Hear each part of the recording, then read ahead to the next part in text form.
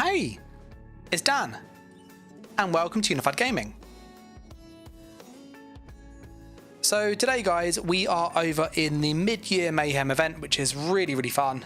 It's that time of year where you get to go out, kill people, slaughter, just have fun. You know, it's kind of an event that comes up now and again. We're just gonna quickly kill this person here. Yeah, that's him dead. Yeah, that felt really mean, didn't it? He had full health. So yeah, this event is a PvP event where you get to jump into Cyrodiil, Battlegrounds, IC, you name it, and you get to fight other players, earn double the rewards, which is awesome, and really just go around killing people. It's really cool. As with these streams and these videos and stuff, if you get any questions about the game, builds, you just need help or just want to chat, then put it in the chat. I'll do my best to reply. And yeah. For the queue itself on PCEU, there are a few campaigns, so the main one is really long. It was about 40 minutes. I've been queued for quite some time. I am over in the kind of secondary campaign, so the Ash Pit. There's people here, there's people fighting. I've been into Imperial City to check that out. That is very busy, which is awesome. So yeah. Matt's asking about the queue. So yeah, that hopefully gives you an idea, Matt. I think obviously depending on your alliance, it may vary, but for DC on PCE, you're around about half an hour, 40 minutes. Obviously my hope is that once kind of we get into the main campaign, there'll be even more fights, which is awesome. And if people are unaware, we are on the Sorcerer. So this is the Sorcerer Sniper. It's designed to basically be a gank build, which for this kind of playstyle and this kind of mode is fantastic, because you typically have people in here that are not as versed in PvP or have the right gear, so you just absolutely nuke them, and it's very satisfying. So you'll see lots of kills with this. If you are interested in the build itself, there is one on the channel which goes through like the sets, the skills, everything you need to know, so you can check it there.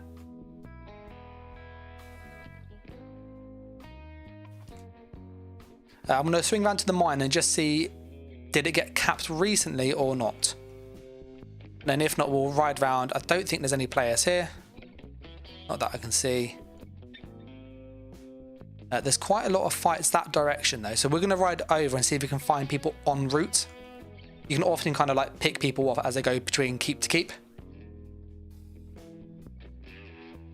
And then yeah, if people have a specific like class or build they want to see that I've made, just put in the chat. I'll obviously try and get onto that as quick as I can. Can I get up this way? I feel like we can wall climb. Yeah, we can. There we go. Look at that. Bit of Skyrim there. Zero says, what's the pop cap per faction these days? On PCEU, all of them are like full on the main campaign. There's about a 40-minute queue. As for the population, they don't tell you, but people sort of speculate around 150 to 200 per alliance, which from my experience does seem about right. I can't, say like definitively, but it seems about that. When it's the Vengeance campaign, it seems to be more about 1,000, because I've been in fights where there's like 300-400 people, and they're quite fun. Oh, yellow. Let's see what he's doing, okay?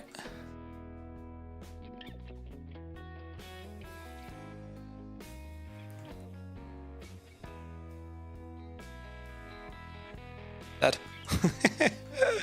People are like, the sniper doesn't work. It does work, look at that. Love it, absolutely love it. And he was on the proper build, you could see that with how he's like fighting. Yeah, what do you think of the burst? Against that like guy, because that feels really unfair. Let's see. Let's go towards the farm. It is red. Maybe there's some people down there. Zero says he thinks obviously that's a bit more people than he sort of realised. I say in Greyhouse it's always really busy. I'm on a queue. Been there for like 40 minutes. Takes freaking ages to get in there.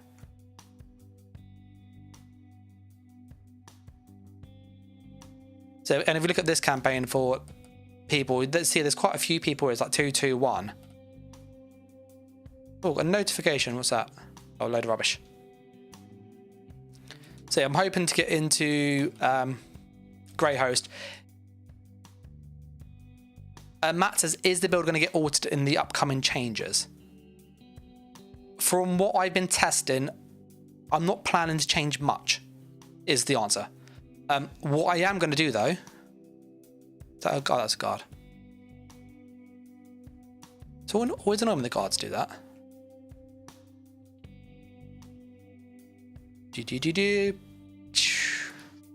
Guards are just freaking tanky. Look at that. What I am going to do is I've made a light attack version of this, which is actually better in my opinion, having tried it. It's easier to land the combo. It does similar, if not more damage in some cases, which is awesome. It still bursts 30 odd K health. It uses the new set. So to the actual sniper, I don't think there's going to be any real changes to this because everything's exactly the same, which is great. For like the new stuff, I think the new one's easier to play. So I'm going to probably, jump on that because I think that's a better build. But we can't make it possible yet just because of the... we just don't have a good monster set, basically, for light attacks. Whereas, obviously, next patch, we have the Black Gem. Black Gem Monstrosity. So that allows you to, essentially, the Crystal Weapon, Light Attack, Sundering Soul, Light Attack, Sundering Soul, and it'll proc the set instantly. And that thing hits very hard. It's like anywhere from 3 to 8k consistently. So it's like kind of construct, but you don't have to charge the heavy attack. So it makes it easier to like land combos because people ride on their mount and they run away. You can't hit them. Hope there's some people around here. If Cyril does a little quiet on this secondary campaign, we can't find fights. I will jump into... Oh God, why do I have that on me? We've got here vulnerability as a debuff, which you only really get from players. Which kind of made me think there's a player nearby.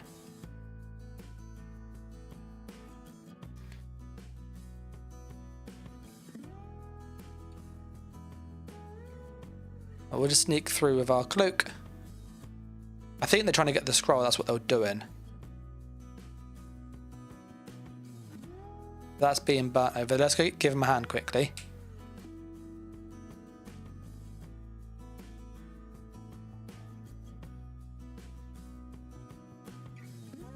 So we're just going to just block. Get some more damage, which is always nice. So we got that. Where are we for the main campaign? 25, 14 minutes apparently. It says the lumber's under attack, which means they're reds over there. So hopefully we can find some people to kill. I'm just curious, how many of you have used the sniper that's on the channel? This build I'm using currently. Yep, I can see a yellow.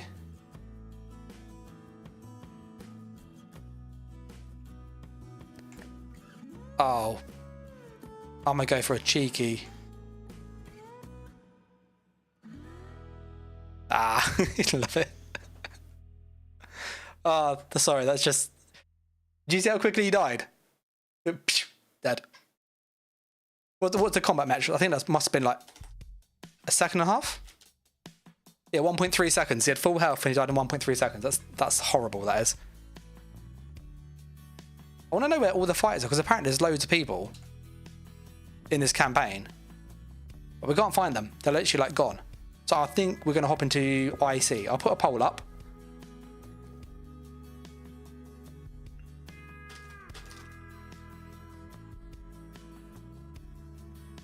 So the question is, should we hop into IC or not? Zero says, haven't played for a month. Last build I tried was the crushing weapon with shattered fate, coupled with blast bones with endless fury execute. Pretty sick burst. Yeah, this thing has about 30k burst on the combo at range, and it lands consistently. It's really, really stupid actually how hard it hits. But I feel like standing here for the flags, not the most fun thing, whereas we could go into IC and just kill people.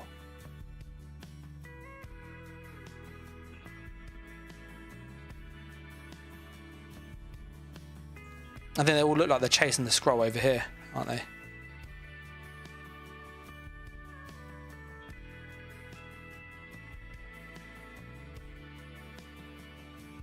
I don't think I've got to keep recall stone. Just having a little look. What is that I normally carry? No, I was hoping we would like recall up here maybe.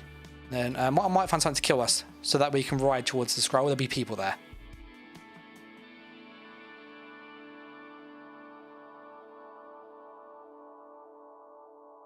So let's just attack these quickly.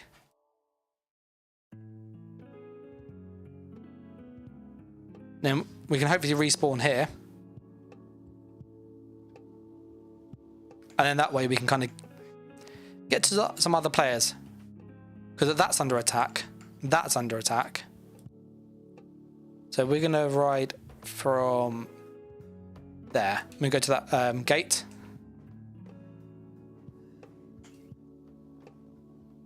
Yeah, I think the nerf to Ender's Fury 0 isn't really worth it. Matt says, what's the ET on the 1 bar DK? It's finished. The video comes out tomorrow. It's really, really good. Like, I know obviously it's my build, but I would say it is really good. I don't normally play DK, and I was fighting people who are good at duel and good at fighting, was, you know, going toe to toe, killing them. Sometimes they kill me, sometimes I kill them. It's got good sustain damage, it's got good burst, it feels like a DK. So I'm really happy with where that build's actually got to. So I will just like forewarn you, the sets take ages to farm, which is why it's taken so long to make the video. But it is finished, and yeah, it is really, really solid. I'm also currently working on a 1 bar Templar for people curious. So I've got the sets I want to use. I need to just farm them, which is a bit tedious, I know. But, you know, needs must. And the idea, again, of the 1 bar Templar is going to be like the DK. It must feel like a Templar. I can hop on over to the DK later, Matt, if there's time. I'm hoping we can get into the Nornwood Cyrodiil very soon. 19. Zero said, haven't read the latest patch, didn't realise Ender's Fury was nerfed. Yeah, they've nerfed it from 4 seconds down to 2 seconds. So what that means is when you actually hit the target, from that point onwards, you've basically got 2 skill like you can use on it to proc it. Whereas before you had essentially like a 3 or 4 skill window. And it doesn't sound like a big difference, but it really feels it. You have to use it as an execute now rather than like a pre-buffed execute. And for that reason alone, it's quite easy to avoid.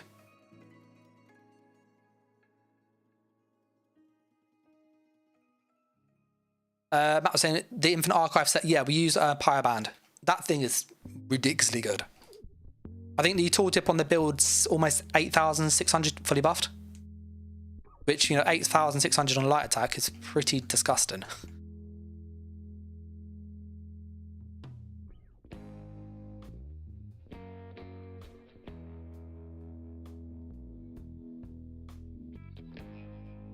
Dead.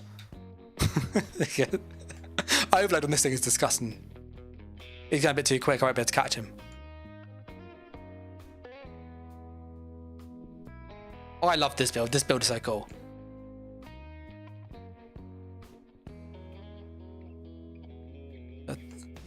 Let's buff up quickly. So I've picked my target.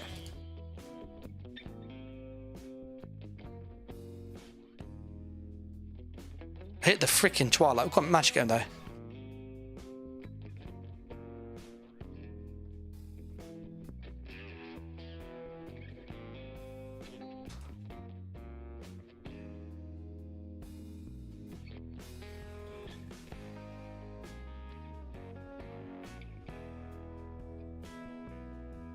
Oh, got so close to getting the dude at the back as well. Oh, a zero's going, so you get 30 kills instead of 14 BGs with it. I don't think you get that many with Ender's Fury now. Let's go there and we'll ride this way. Got so close with the overload. You can see the overload on this is horrible. Like that guy we hit so freaking hard. We're just very, very squishy. Very, very squishy. It's kind of like a live or die build, this thing.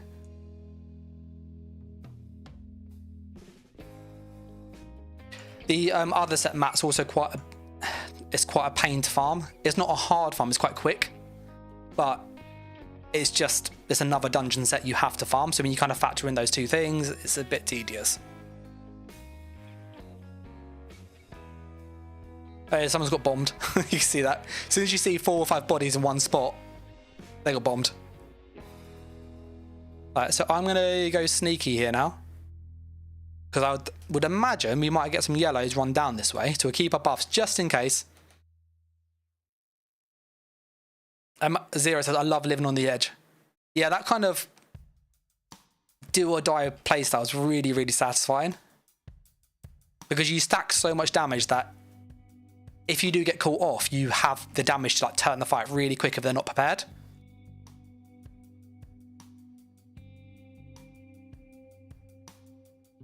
Pew. That cheeky kill there, thank you. 10k construct. That's horrible, that, isn't it?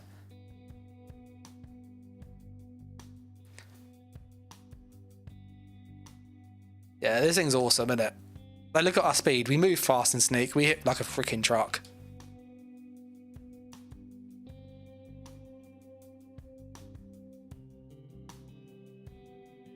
Where did he go? Dead. Like, I can't get over how satisfying that is.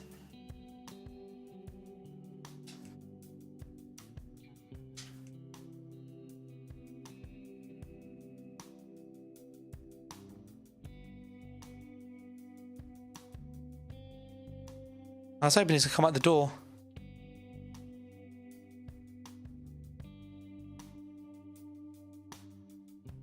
Get rid of that guard quick.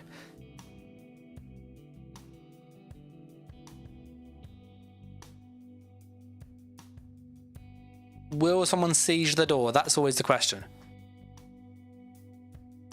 The answer is normally no.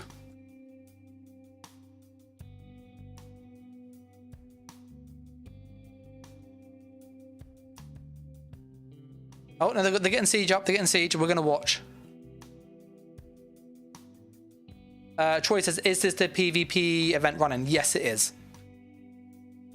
It is a really cool event.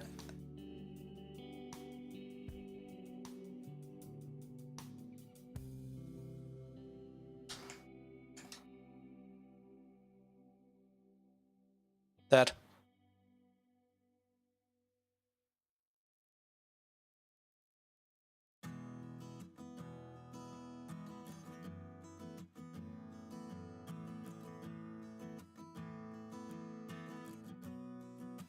Oh, he's going. We've got him marked.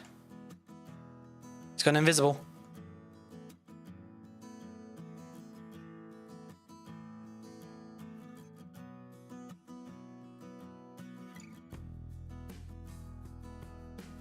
We know there's a red round here. I am determined to get him. But will we? I don't know if he's going to pop out of stealth, is he?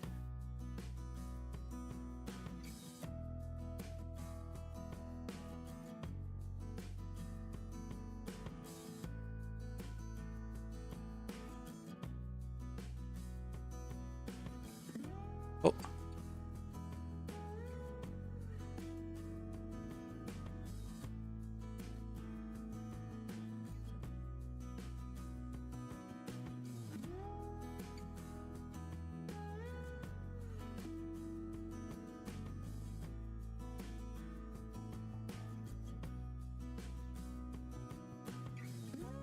Dead.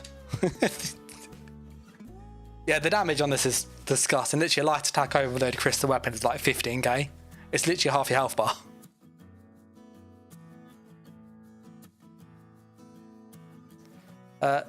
Let's go get some continuous attack going. Look, we're helping take the flags.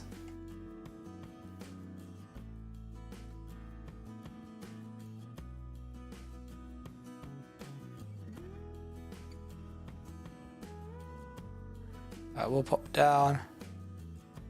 Go for cheeky heal. Okay, where to next? Well, it looks like there's somebody's just appeared.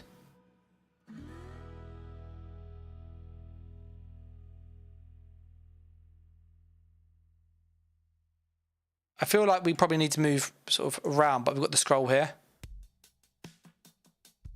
Zero says, I don't remember, were you a console player originally? Yes. I used to play Xbox EU many, many years ago. Oh, there's people up there. Let's go up there. We must be close to our normal one. Yeah, 13. Yeah, so I used to play on Xbox EU many, many, many years ago.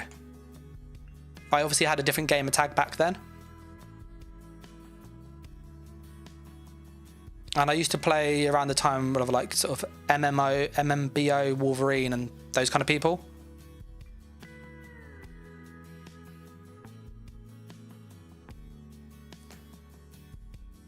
But no, I've been on PC for the past 5 years now, which sounds mad when you say it like that. And kind of since I've been over here, I've been like making builds and guides to try and help people get into PvP. That's the plan anyway. We're going to hop on up to Bruma, see what's going on with the flags. Can we get some kills?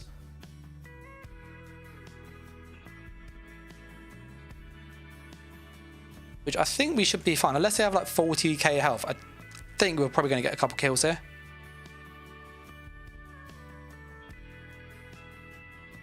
Let's buff up.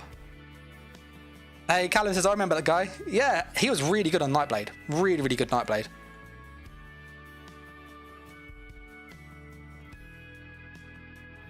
So we get all our buffs going.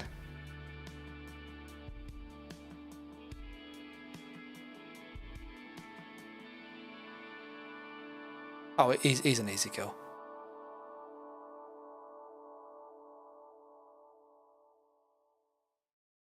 That's one dead. That's two dead. Oh, this is my flag, guys. Let's check the other flags while we're here.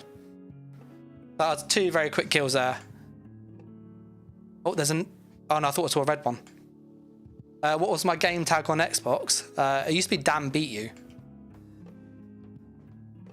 Oh, there's another red.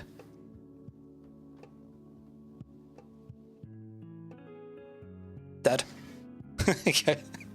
16k, that's literally disgusting. Yeah, no, it used to be like Damn Beat You with like an underscore, an X and a D. I used to play on AD. I literally had like 16 characters on AD back then.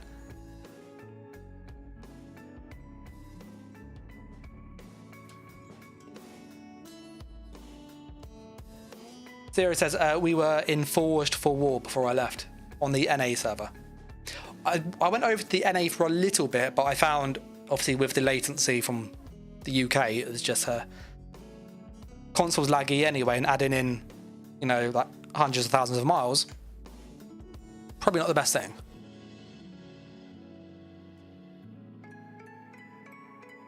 I feel like my instinct tells me I want to move away from here because this is boring. I know I need to help the team.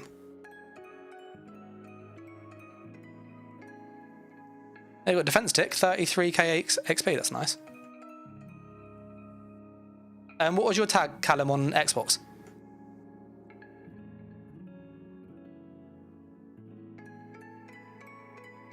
As soon as this hits halfway, we are like buggering off from here. There you go.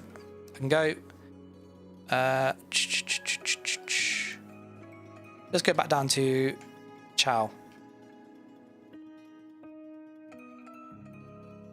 I just love the burst like this. You literally go, and it just melts stuff. It's disgusting. Geez, Prior with Rosecar and Monomyth is OP. Monomyth is ridiculously good. I've been using it in a lot of my builds, and like when it came out, I said it was very solid too.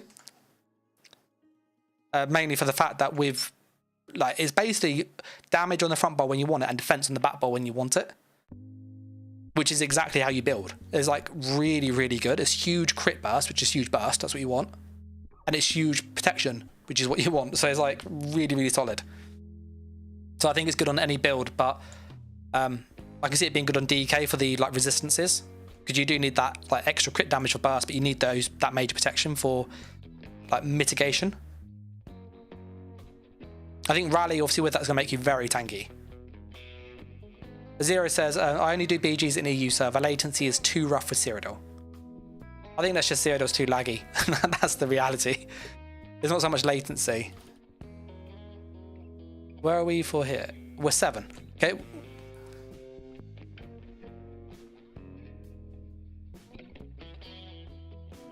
There's a poll going, by the way, about whether we should go into IC whilst we wait. I am mindful that as we get closer and closer to number 1, if you like go through IC and stuff, you can actually miss the queue. It messes it up because of all the doors and stuff. So I think like if we'll probably give another 10 minutes, and if we don't get in there, we might just change. Zero says, I heard Monomyth is definite pay to win from season play PvPers. I wouldn't say it's pay to win. I do think there's more like generic mythics out there.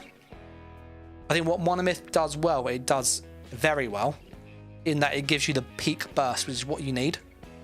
This meta we're in is like a burst meta. It's all about getting the kill first, or you get killed.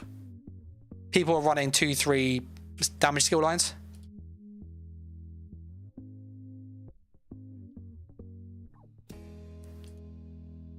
That's him dead.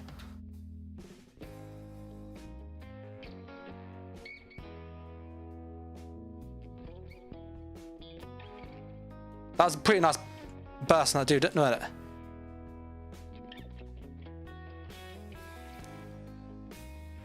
Ah. He dodged rolled.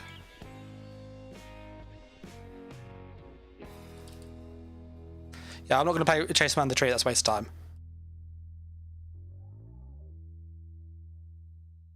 I'm going to see if I can get a cheeky hit when he pops around here, though. Oh, you see his health bar go down.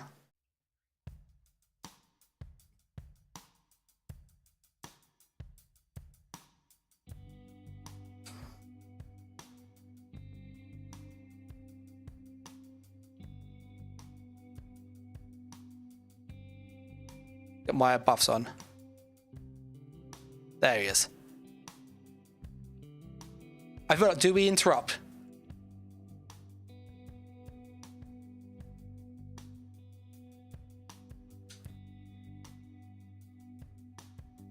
I'm not gonna be a douche. This person, however, oh, it's Strepsils. Strepsils is alright. I'll go say hi. He's okay.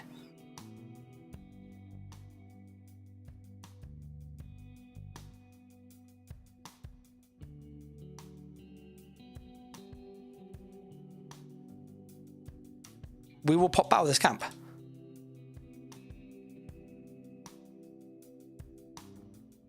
I'm going to pop through there. I knew they were coming.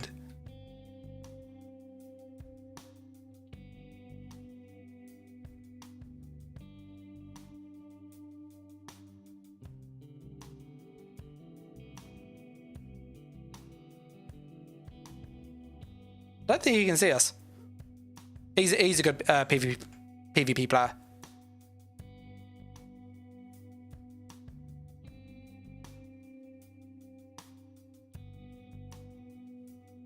Yeah, we'll leave him. It feels a bit like harsh killing someone on the horse when they're not doing anything. He's clearly AFK. Where are we for the campaign? Oh, we're second.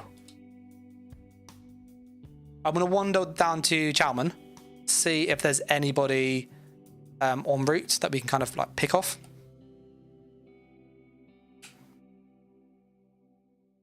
I'm just rotating the buffs. Do? So red come in.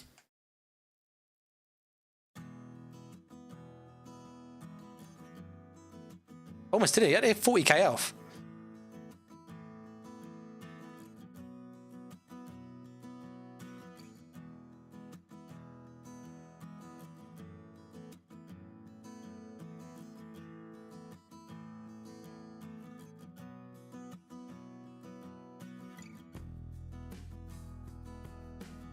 He coming back? He is coming back.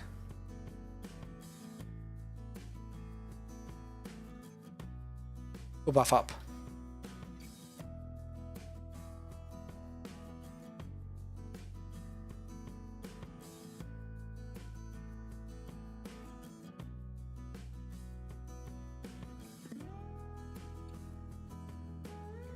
We are pretty elusive, as you can see. And then we're going to sprint. I don't want to miss my grey host. Yeah, we'll jump into grey host. But he had 40k and we brought him down to like, was it 7k or something? It was about 30 odd k damage it was.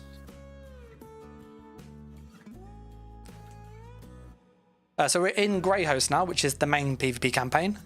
It's going to be way more laggy, so just sort of note that on a sniper it's always a bit harder in the lag. But, you know, I'm hopeful we'll do okay.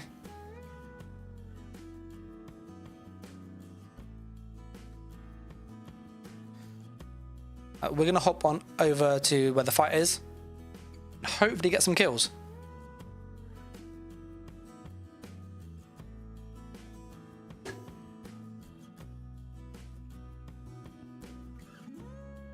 Yeah, what I'll do is I'll probably stay on this for another 20 minutes or so, maybe a bit longer. I'll put a poll up though to see which class next, and if we do switch, we may have to go into IC instead or into Battlegrounds, because the queue for this was like an hour, which is quite long. So I'll end this poll here and just ask kind of what do you want to see next.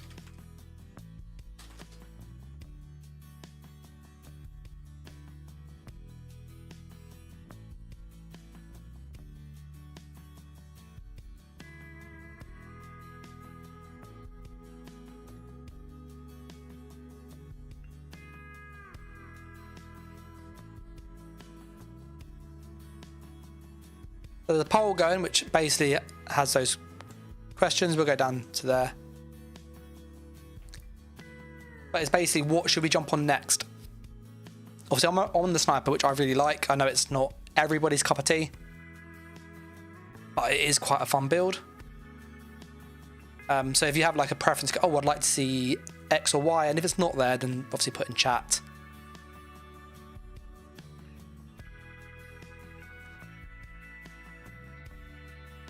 There's obviously the werewolf, there is the 1-bar Sulk, 2-bar mag Sulk. Obviously stay on this, go on the explosion build I'm working on, which is basically stacking elemental explosion to get crazy damage out of it to a bomb, or just have a huge like AoE burst.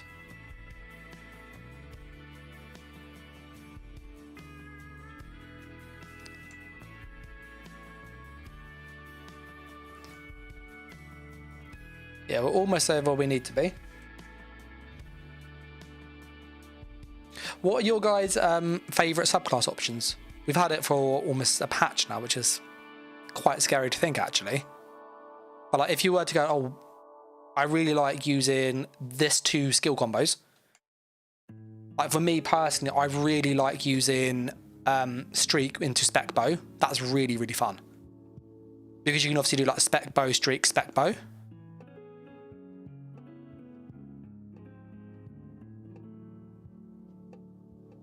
I feel like this is safe. Yeah, that's so frustrating when that happens. But like my favourite like burst combo is that Streak into Spec Bow. That's really, really nice as a combo. Hits hard, you get the stun, can't really avoid it. And it's just really satisfying seeing like 10, 15k Spec Bows on people. Especially with Overload. That Spec Bow Overload combo, oh, brutal.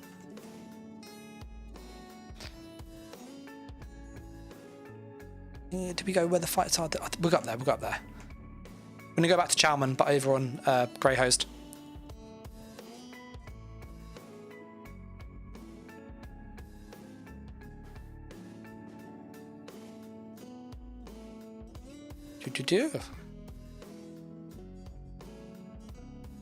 Yeah, so we're going to move on up to Chalman. I need to get my food back on before I forget.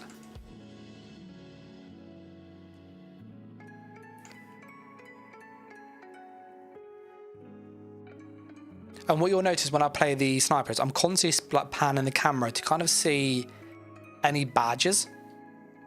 If you see a badge, you know you need to get into cloak straight away. And it's usually better to stay on the front bar for that reason. If you want a bit more like breathing time in case you're worried about being ganked, the back bar has the more percent reduction, so that's quite nice.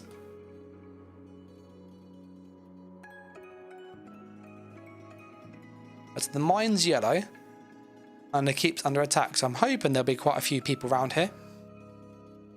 We're going to swing by the mine first, just to see if there's a camp. So those lights and we mean there's people in there.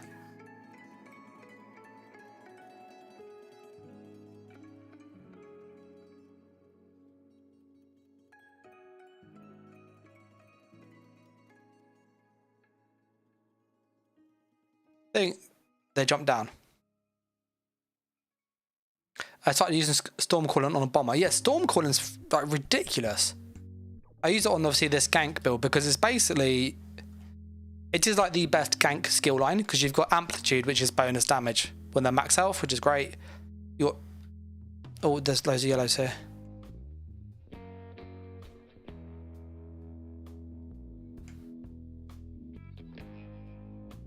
Dead. Just full health.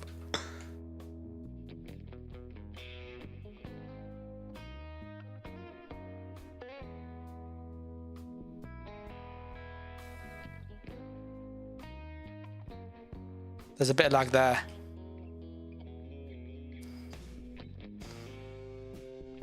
Yeah, I tried CC break, could not CC break. I hope there's a camp. Oh, no camp, that's savage. I will ride over. I don't think there's any blues near here. Yeah, we'll ride back. It's not too far, is it?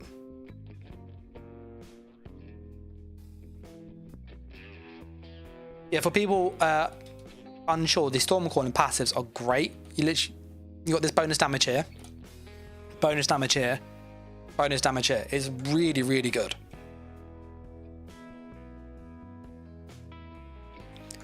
Yeah, but you saw that DK had 30k health and we blew him up. Like, he had no time to react.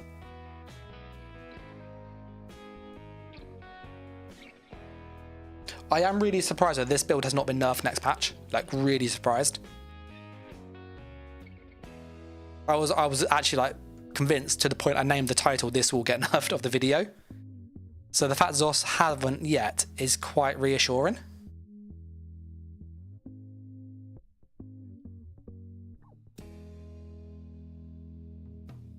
Just have a look at anybody around here.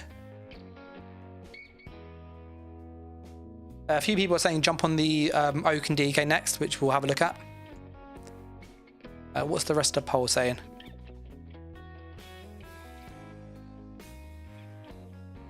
G says Lightning Cloak's going to lose the resolve. They reverted that, sadly. I think it's... I get why they've gone back, because it's a very historic skill. I personally like the change. It benefited Magsalk much more than Stamsalk. And Magsalk nowadays in PvP uses Bound Aegis for the extra max magicka, the extra armor, the amount of resolve, the mitigation. It was a really good skill. Whereas now, you still have to have it, so you have to run Mighty Tudor.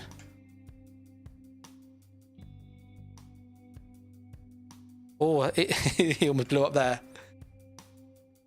What's that? We'll leave that there. Someone's going to werewolf.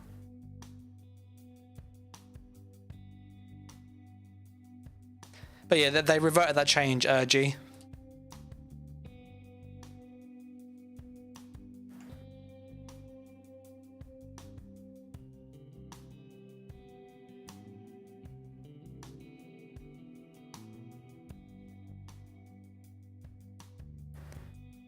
So what I'm doing, as you can probably tell, is I'm looking around to see where the people are, because if I jump into that group, I'm going to get zerged and I'm going to die. So I have to pick my targets very carefully. Not like this person. This person has 30k health. But they're dead because they're low CP. So I'm just moving background. And I'm going to basically repeat, so rebuff up.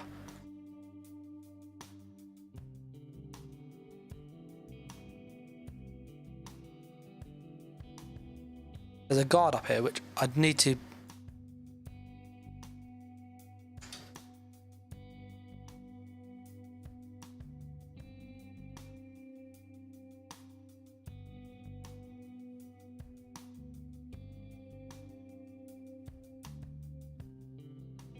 Yeah. I had a dirty Samson, 100%. Look at that. Look at the proc sets. I'm using proc sets, don't judge. But he's got lots of proc sets. So we'll just get our resources back. Our mag goes up quite quick, which is really why I like Dial Upgrade on the back bar, because that let me escape. If I didn't have Dial Upgrade, then I wouldn't have been able to escape. So we're gonna have a little look for him. We are. The freaking guard keeps pulling me out of stealth. It's really annoying.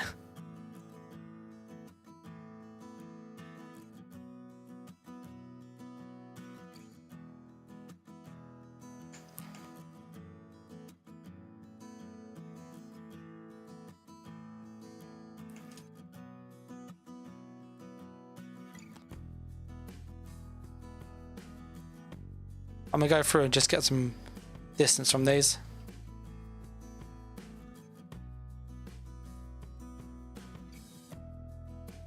This person is gonna die. Watch this. Pew.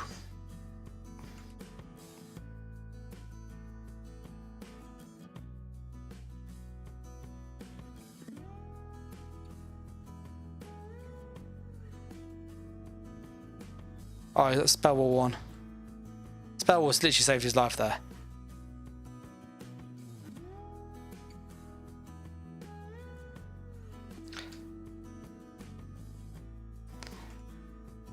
Freaking Celestrix.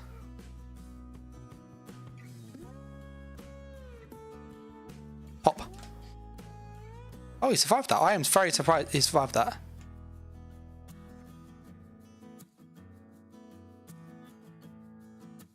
He must have a lot of percent mitigation, because I did not expect him to survive the opening salvo.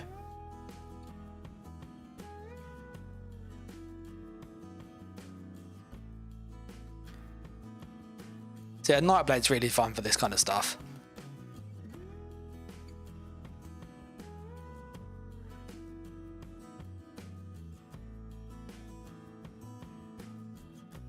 Oh, almost got him so close. I don't think he's going to pop back, is he? They're not going to pop back, are they?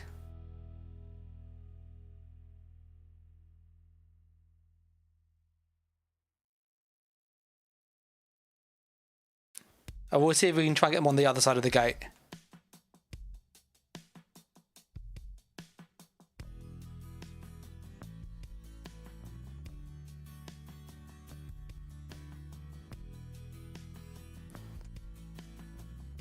Went for that healer.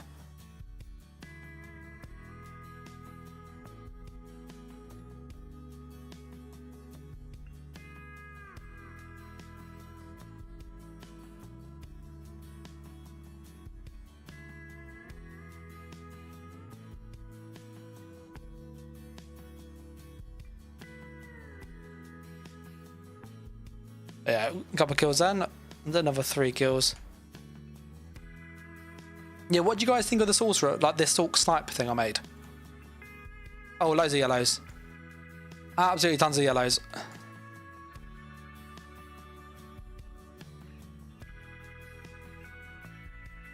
So many yellows, so much healing.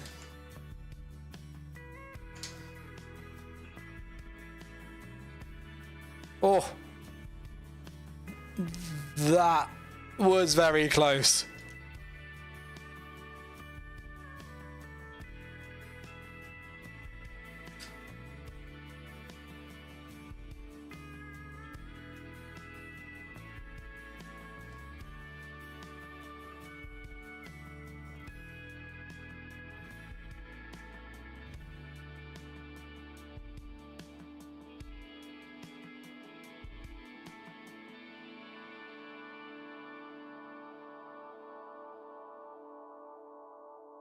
Go for this person. Oh, I got me with the stun. I've got Svarus, not Svarus scale on me.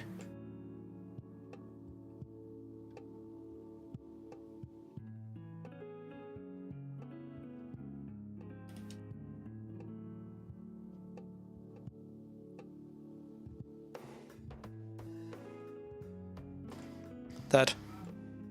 Literally. They're trying to use a reflect build he was, but did not have enough resistance for it.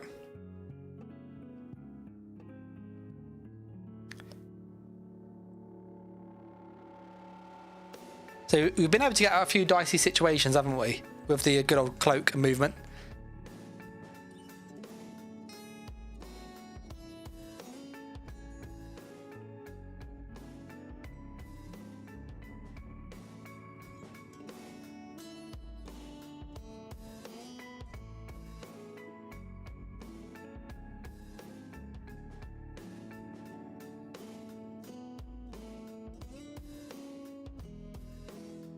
Oh, I got him so close.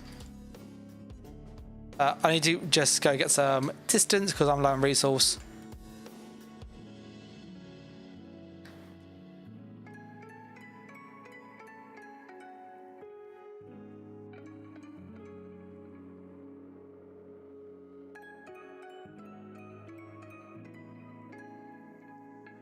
Just switch back, get my Darlock Bray on.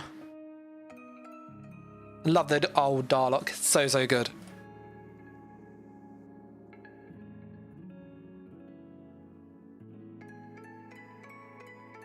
So I'm rolling to try and get the out of combat bug so I can get back and sneak.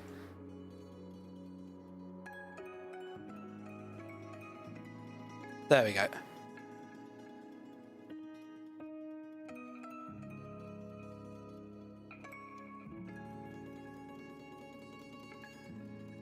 Dead. Whoa, my health bar went there.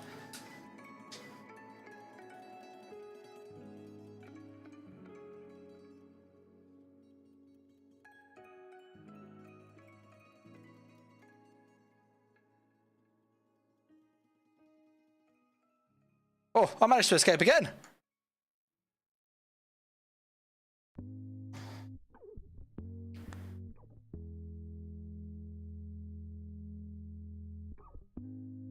He had a detect potion on, that's why he caught me. Alright, we survived way longer than I thought. I got gold bazoo. Let's take that. And we'll look at the poll and see where we are. So the poll is kind of mixed. Quite a few people say go on the DK. Quite a few people say stay on the Sulk. Some people say go on the Mag Sulk. So we'll stay on this until there's a bit more of a like clear decision.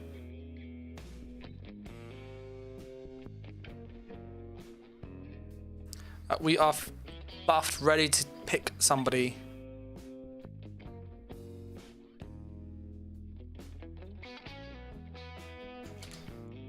Oh, got him like low. I'm gonna pop round and just get my resources back and just rebuff.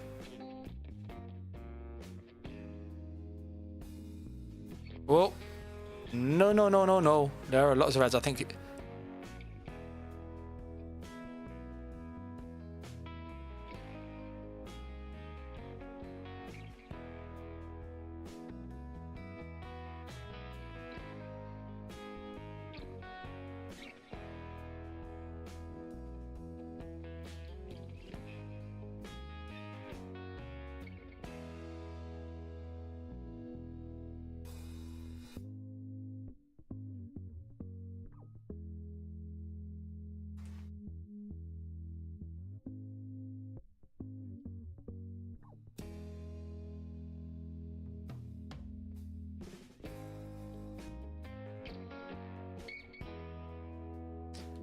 He's so determined to get him up, I would not let him get the res. I don't know if he made it. Do you think he got the res? I don't think he did. Oh, he did.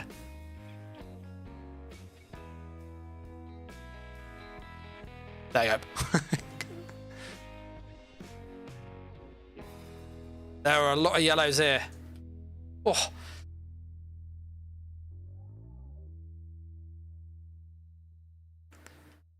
That is literally death.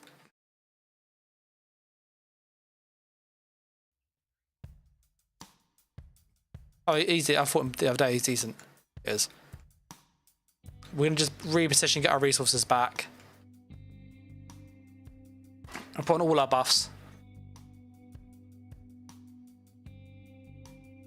Yeah, the poll is still kind of showing go to DK when we get a chance.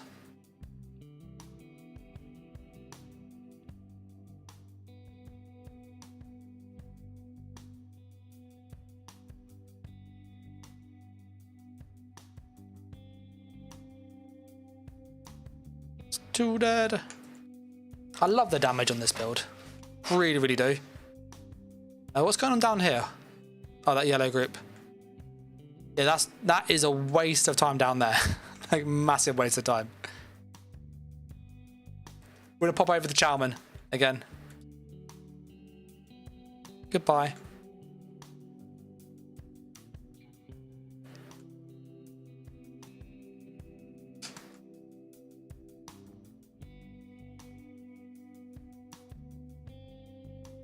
Turn off our overload. Yeah, would you guys like me to take this into IC? Because I know it's quite a good way to make money. And the killing power on this, as you can see, is very, very high.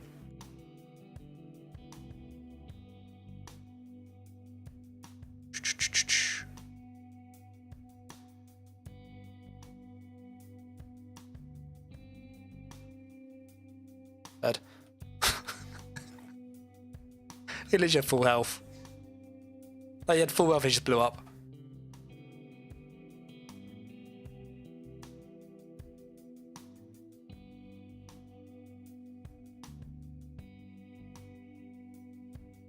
Oh, that's one dead.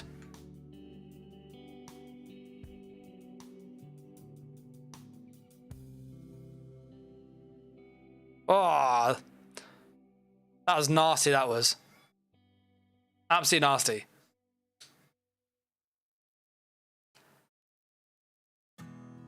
Don't reveal me, I'm on your team.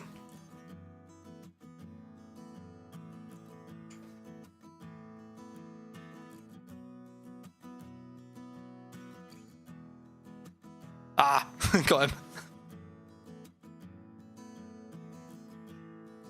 A 33k there, take that.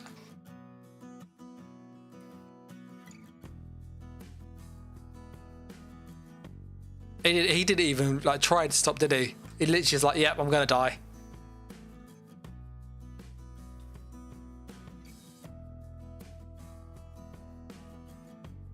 Let me turn my cloak off.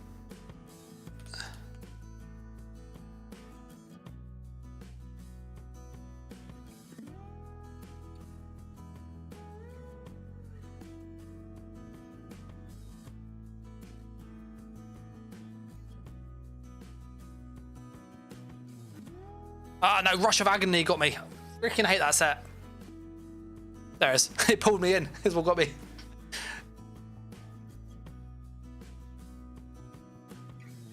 Let's go down to Nickel. Yeah, it looks like people want to see some DK in a little bit, which is fine.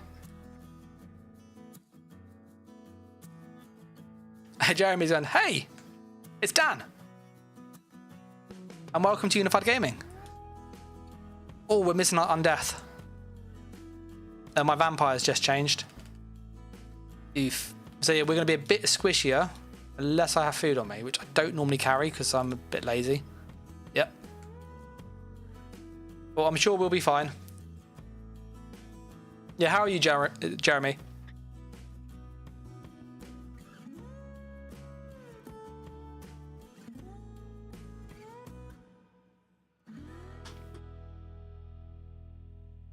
Let's look at Nickel. It's gone blue. Bit annoying.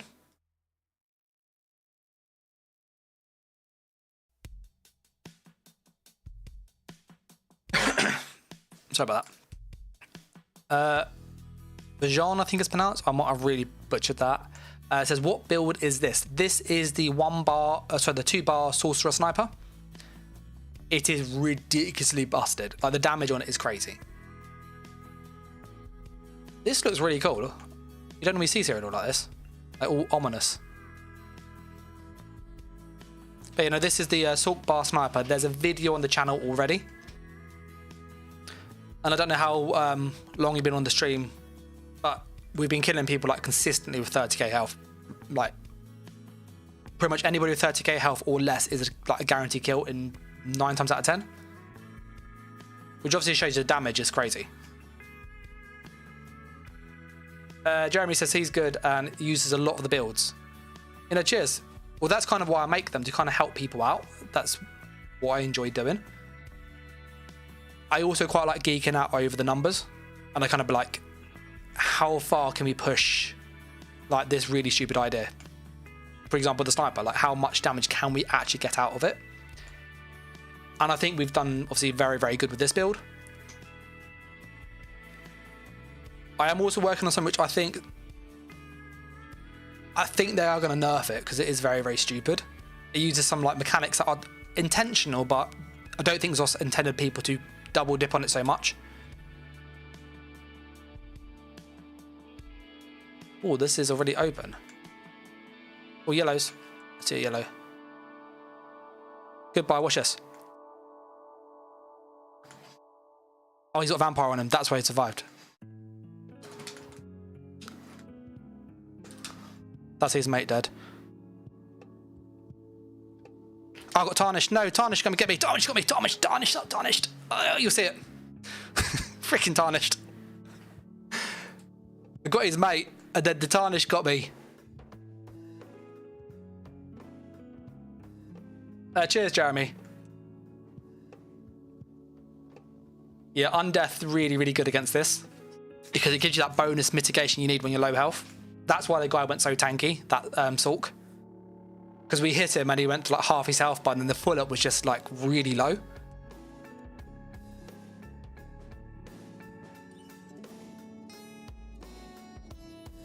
We'll go back though, and I will make sure I'm behind him to get the stun this time.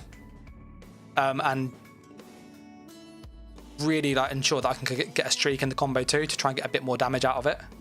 And I reckon we'll get him.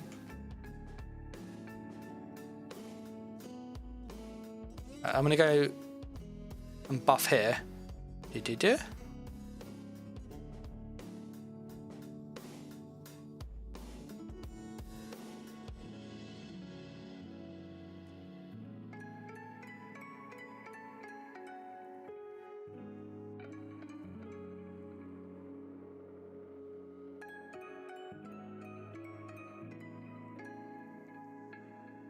Yeah, he's tricked away.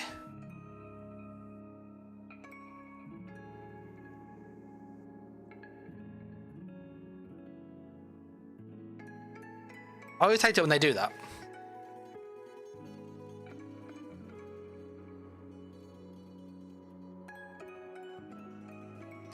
Yeah, he's quite a tanky Sulk, isn't he?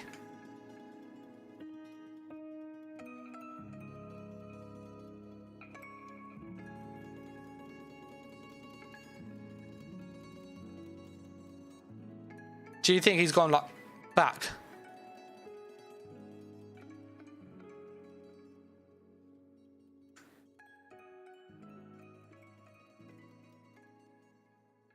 We'll go into the keep, see what's going on in there.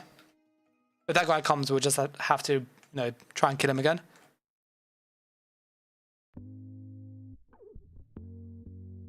Oh, the keep, nice.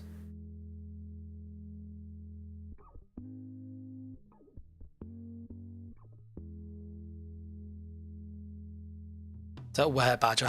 Love it.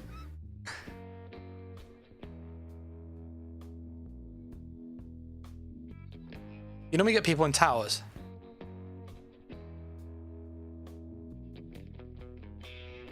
There he is.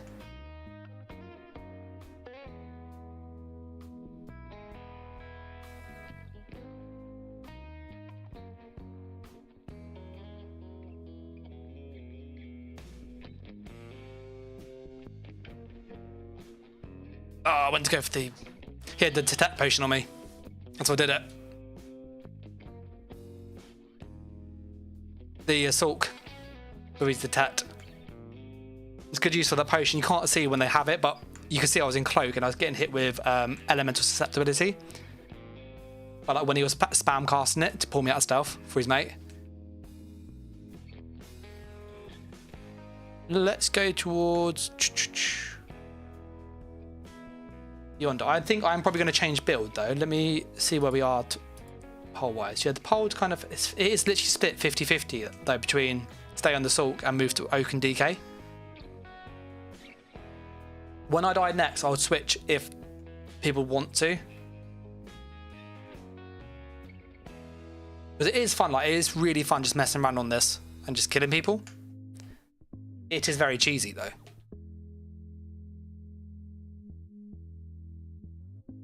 Just checking my phone.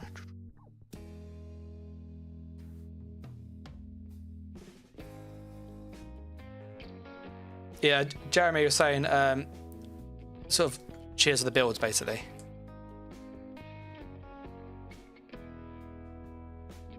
Or is it Rally and Cry?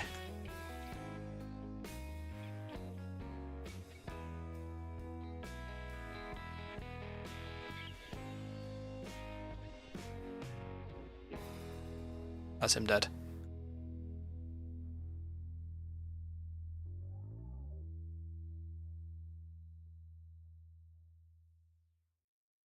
A good roll dodge there.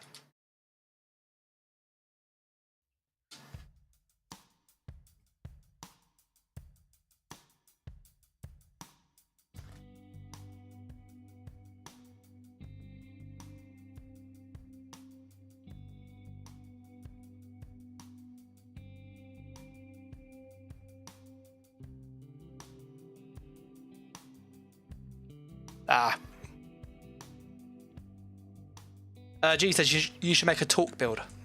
Talk. Oh, great! I've got a couple. I got one on my Sulk already, pre-subclassing, and it had like I think it was 50k magicka and 7,000 weapon damage. It was pretty stupid. And obviously, like with subclass, you can get that even higher now. Yeah, let's go less. I like fighting that at less.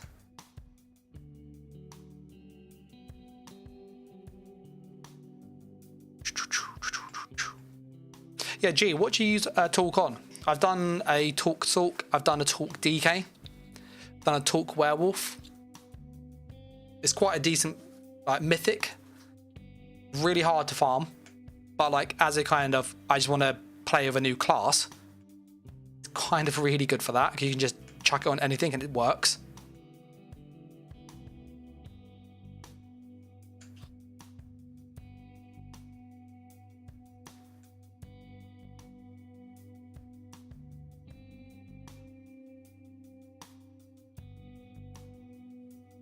Oh, my mount is so freaking slow in it. I'm so sorry about the mount. It's so slow.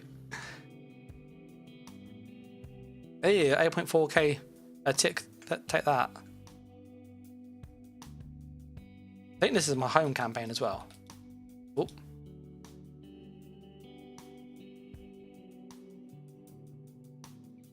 It was. I thought it was. He did talk Warden skill line, 8k weapon and spell damage, major, minor breach, minor berserk, resolve. Yeah, that sounds pretty decent.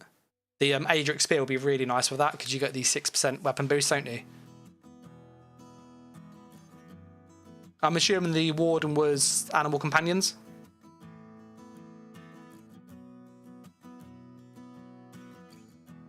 Be interesting what would be the third skill line. I did a similar thing with the Templar, Oak and Templar. So I went with Restoring Light, Animal Companions, and Adric Spear. So I'm curious, what animal you went with Winters?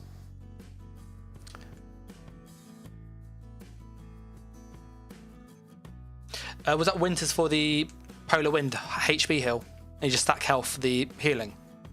Or was that more Winters because you're using like frost damage? And then try and get like really big frost hits?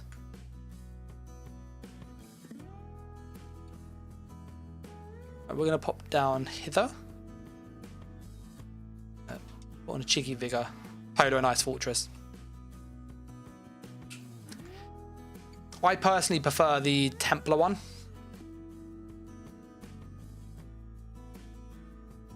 I think the Restoring Light's better.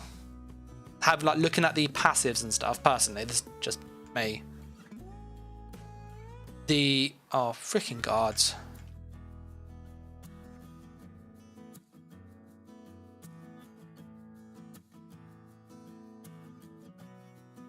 Okay. I think the Restoring Light is nice because you got lots of healing passives in that.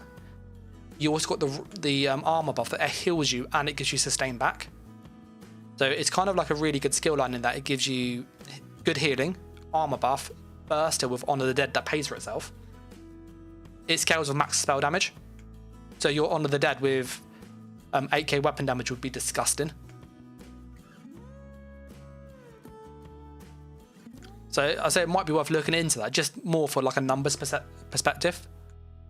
Because my gut feel would be it'll be around a 16k tooltip, which is pretty high for a single target burst heal. And you get all the obviously passives in the skill line that are pretty decent for healing. We're going to go up past Sedge and then try and catch people between Sedge and Blue Road. There is a poll going, by the way, about which should we jump on next. So should it be the DK, or should we stay on this? Or should we move to like the explosion build, which basically uses elemental explosion to just hit really freaking hard? Or do you move to the Magsork? I think the explosion stuff I actually have on me.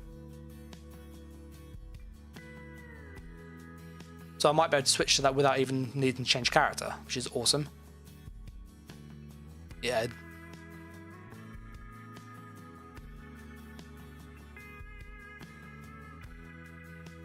Found the yellows. Goodbye. Oh, my heavy attack didn't. I hate that when that doesn't fire. Right.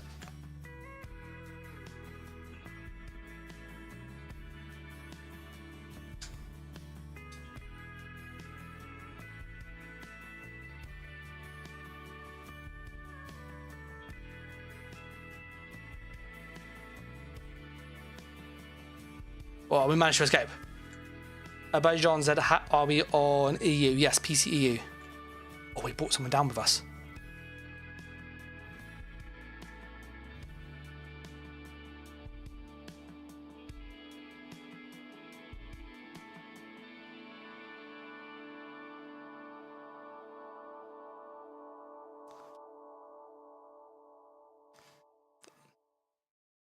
That really backfired for them, didn't it? Literally. The damage is stupid on this. It's so freaking high.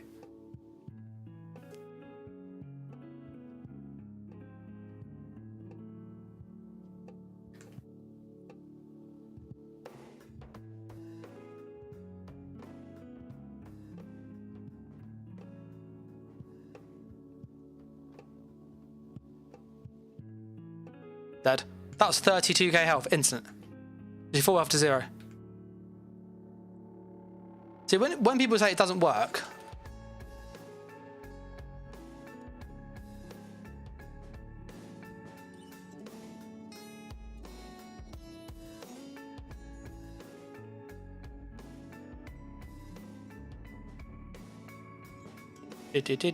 Streak and Cloak, like honestly, as a pairing.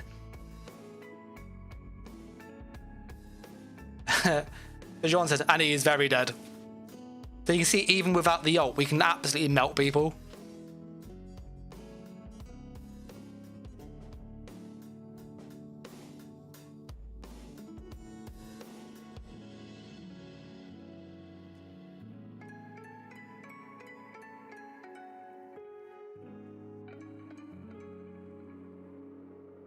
That defensive rune has saved our life. Absolutely saved our life. Blaze just said, got the Master's Perfected Bow. Time to farm in Cyrodiil. That used to be so good.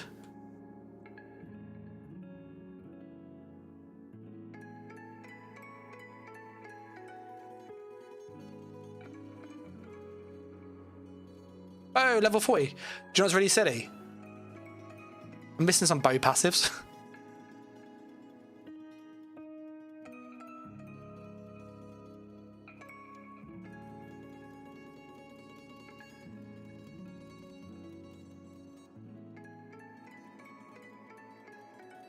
I'm gonna just put my defensive rune.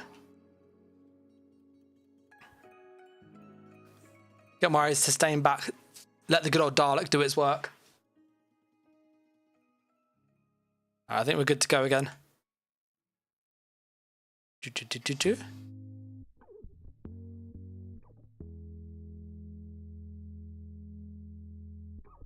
And we will just wait here until we see somebody on a horse.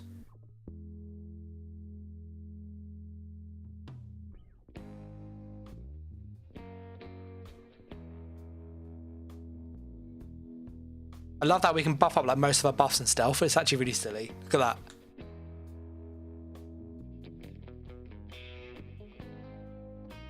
See a yellow there? He's just gone inside.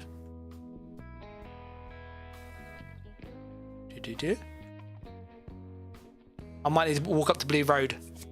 Oh. He's on the, okay, we're gonna go up to Blue Road and maybe if somebody comes up on the way, then that's fine, and if not, yeah.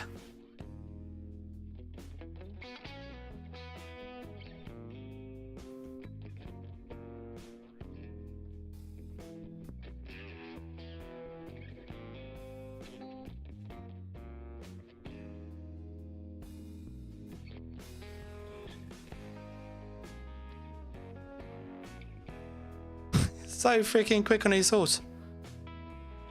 Got so close to getting them as well. So close.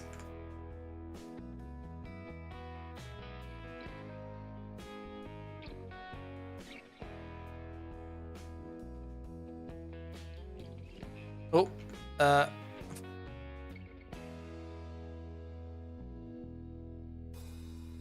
so Rajon said that's one lucky guy. Oh, 100%. Oh, look who we found.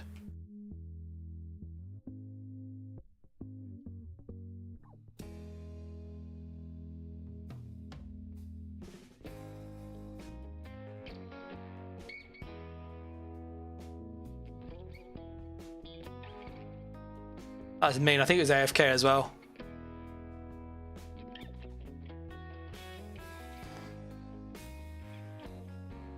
Oh, he's on my little badge.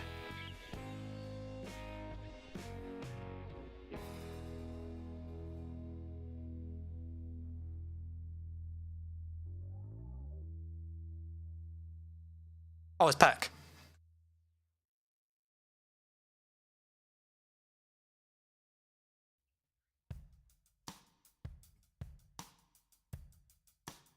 You literally see they just run straight looking for you.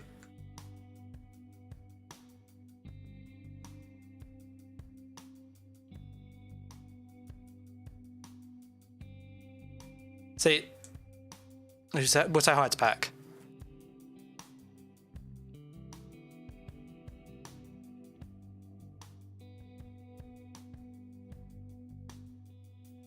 Oh. We've had quite a few good kills around here, haven't we?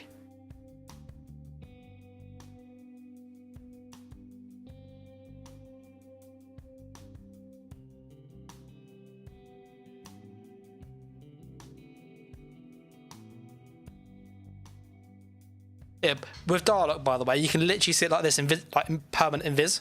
So you can see my shadowy disguise is on, but because Darlock gives us just enough sustain, we can actually sit like this as long as we don't move. So unless they have like a detect pot, they cannot pull us out of stealth, which is really, really cool. So like that's a really good way to get out of trouble too. And get our buffs back on. Then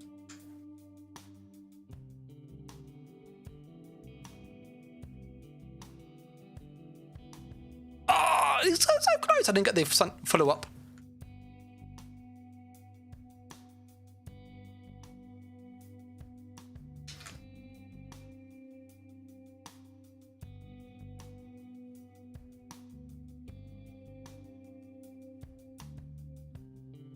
Defensive rune on.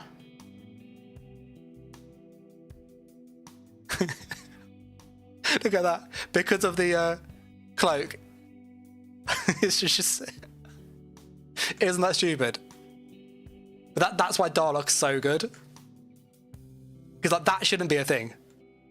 He was actually looking for me and I was able to just sit right next to him in stealth.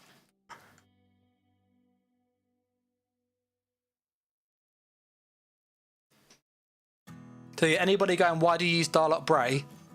It's for stuff like that. Because look, he's still going. Look at him go.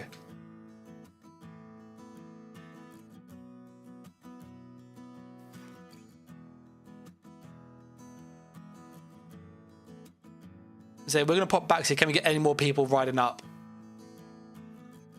Bajon says that's one lucky guy to the person we hit on the horse for like 35k health. He had like 600 health left.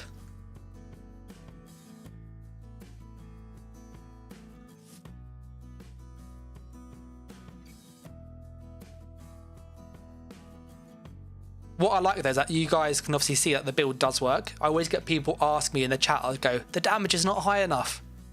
And you've seen like consistently tonight we're hitting 30k stupidly hard.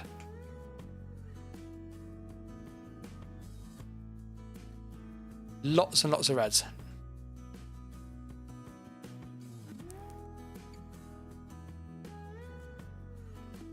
I've got blast pens in the...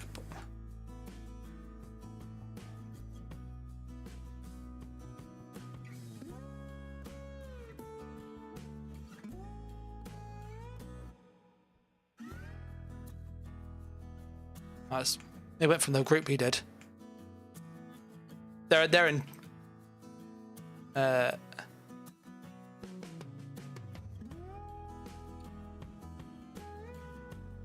Will this work again? Oh, no, he's got detect. I saw him do it.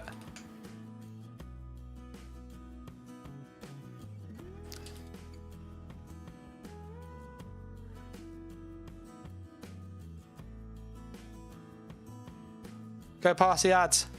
They can be bait. Okay, we managed to escape again. Ooh, that was close.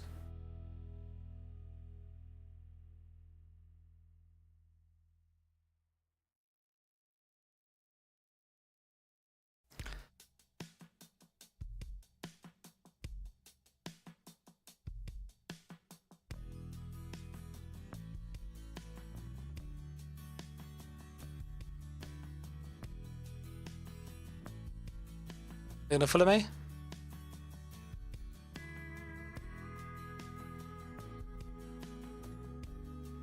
We might have to just reset our in combat and just do this.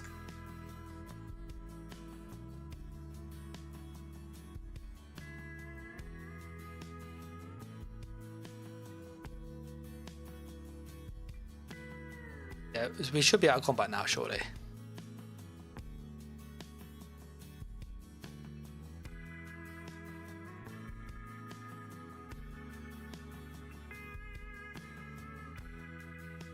The defensive room working his magic there.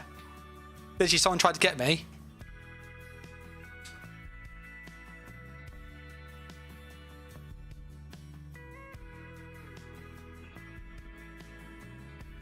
That's another one dead. Where did his mate go?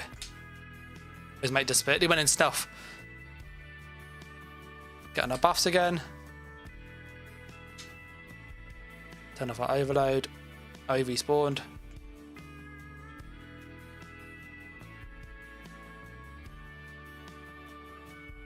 Yeah, this is such a fun like solo build. If you're good at moving, you'll really enjoy this. Oh, I see red down there. Who's that?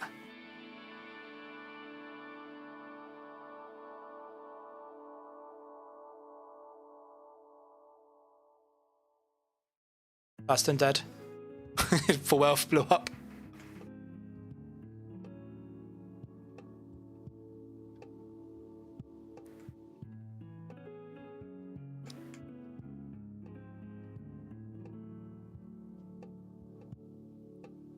Yeah, I won't be able to get there quick enough. Oh, there's a yellow camp though. Yeah, what's your guys' thoughts of this? You've seen this in quite a lot of Cyrodiil now.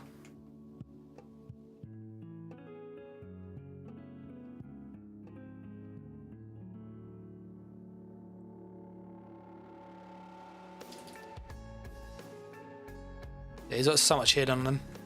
Let's just burn this camp. Just let me burn it, thank you.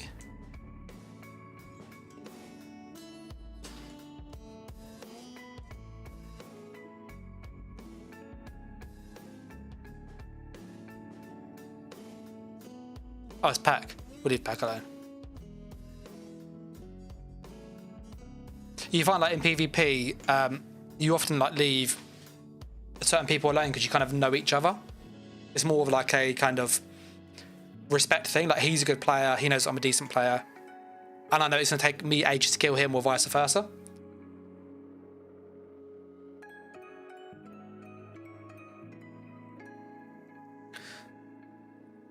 We will move back round.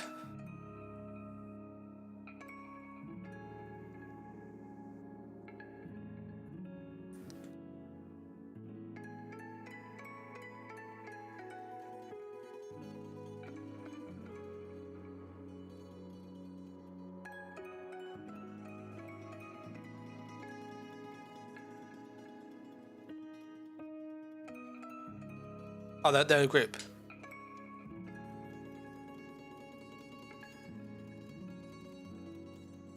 He's with Peck. We'll leave him alone.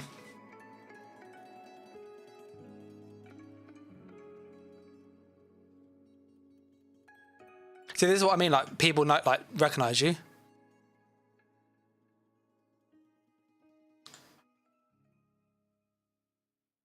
Well, that yellow group will not leave me alone if I walk in there. Let's just do our hide. Oh, no, no, no, no!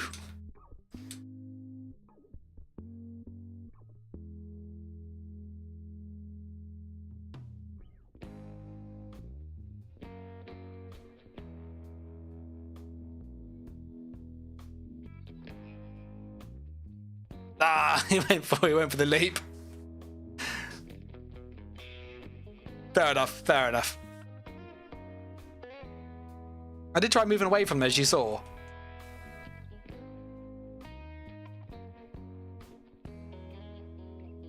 I'm curious to see who has Emp, actually. Oh, nobody.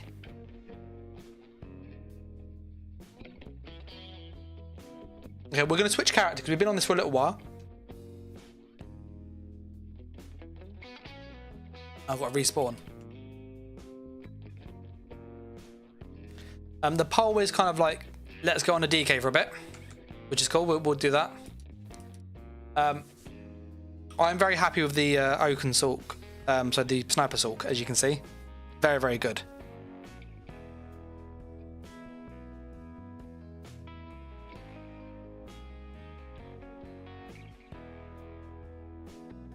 So for anybody that's joined, we've been on the Bow Sorcerer for quite some time, this build here.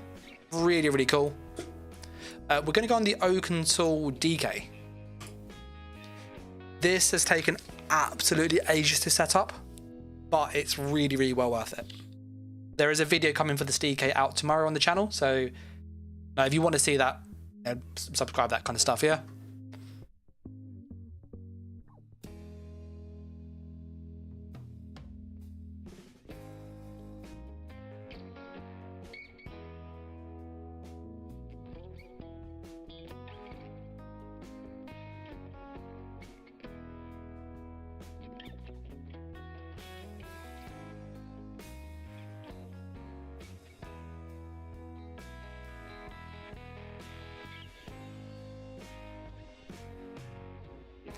Sorry, I'm back to open the door. It's very hot in the UK.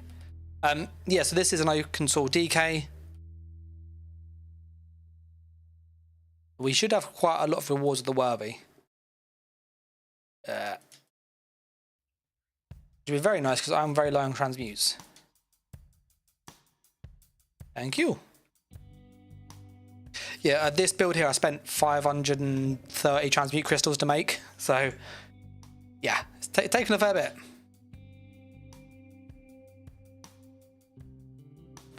So the stat page is like kind of, for a 1 bar, it's very tanky. Its recovery goes up to like 2.4k when we've got potions on. It's got another 10% damage boost. So, and the penetration goes up as well because of skills we use. So we end up having a lot of pen, a lot of damage. I am missing a few things here. So I'm missing this, which is a little disappointing. I need to level this up still. But you'll see even without it, it still hits very, very hard. So what I'll probably do whilst we wait, if you don't mind, is I'll probably hop into Murkmire. Maybe a bit of Black Rose whilst waiting for Battlegrounds. Or Cyrodiil, whatever's quicker.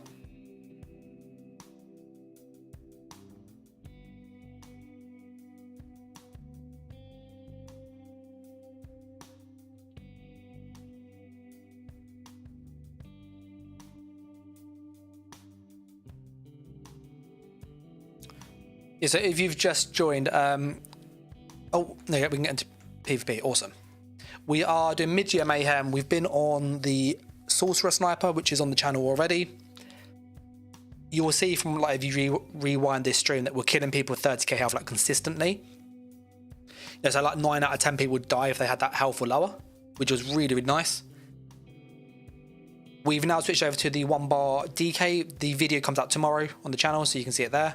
But this is essentially what we're doing. We use banner, which is really unusual, but I do explain why I use this in the video. This is very, very good.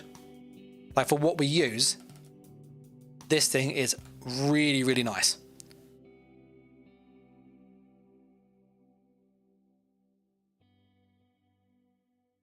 We're on a domination match, which should be interesting.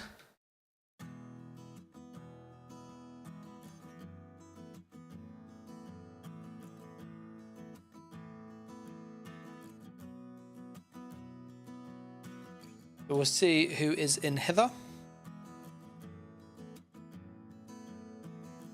There's a damage sigil there. We'll try and rush to that. They're always good to get.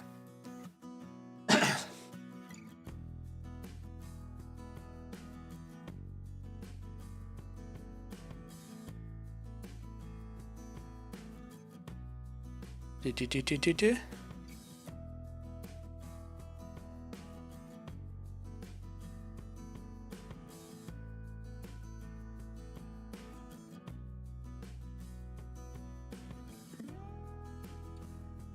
It's not going to pop in here.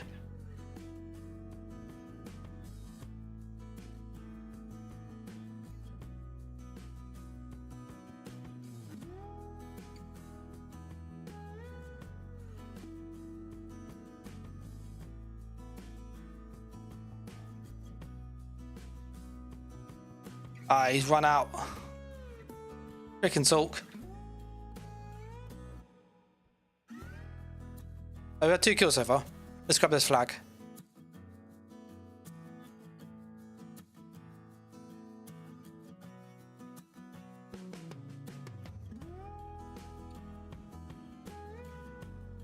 There's quite a few there, so I'm just going to reposition.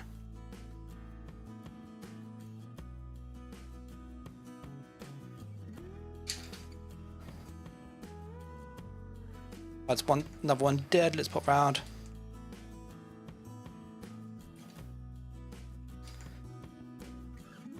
G says he misses the old BGs.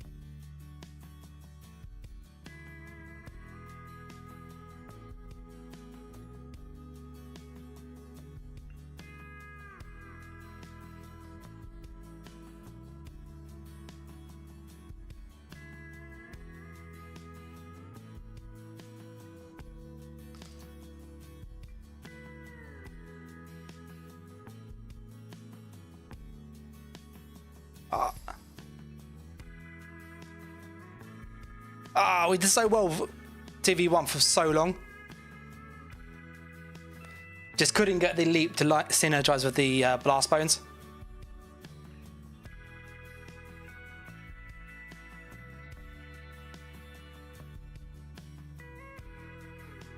He streaked off that time. What do you think of the DK? You've seen obviously a little bit of it.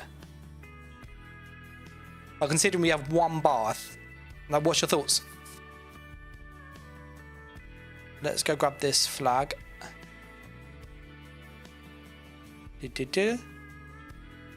there's a red down there.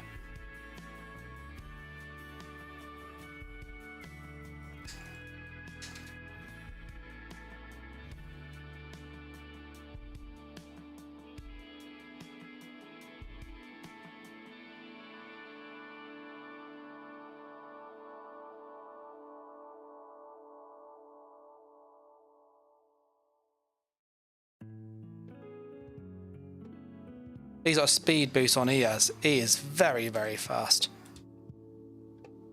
He is so fast. That little speed boost. He had the little speed sigil, so he's like super, super quick. I was trying to chase him.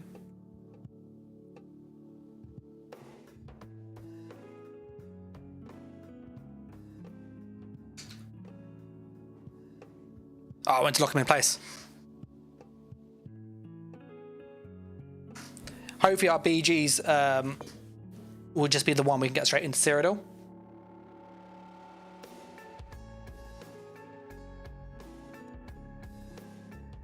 Where are we on the Cyrodiil queue? We're 7. Okay, we'll queue again. Whilst we are waiting. Yeah, and I'm still trying to level up the destruction, so I'm still missing the 6% damage boost, which is quite big in all honesty. But even still, we have decent damage. Put that on. See, that's already almost 13, and with the Essence Thief, it goes up like 15k. And then for the combat metrics, you will see that's hitting for like 5-7. So that's like 11k there already, 11-12k.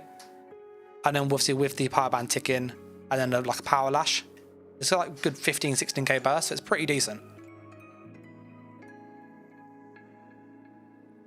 Whilst we are waiting, we're going to hop on over to Black Rose just to try and get some XP, just to level that, I said, that skill line up.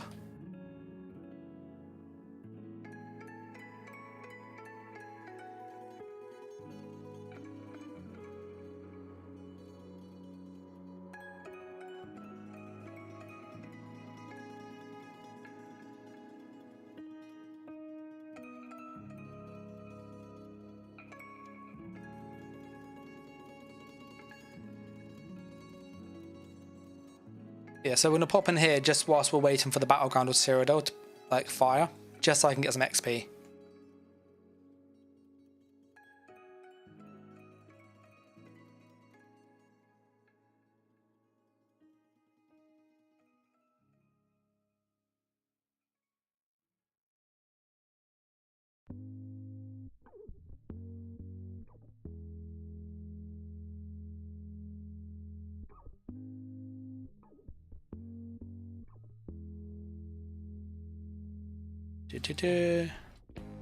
Rather than you just like spam Flame Lash. You got that Power Lash?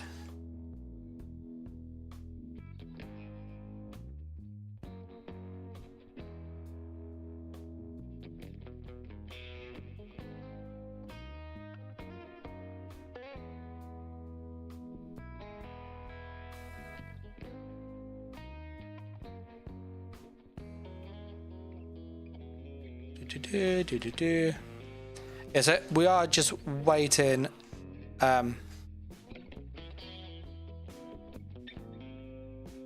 for the BG to prop Cyrodiil.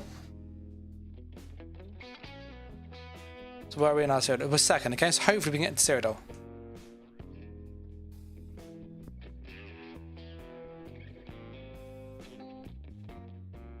The reason we're using Talons, by the way, is because it lets us get an extra dot on them. And also lets us proc the off balance thing we're doing.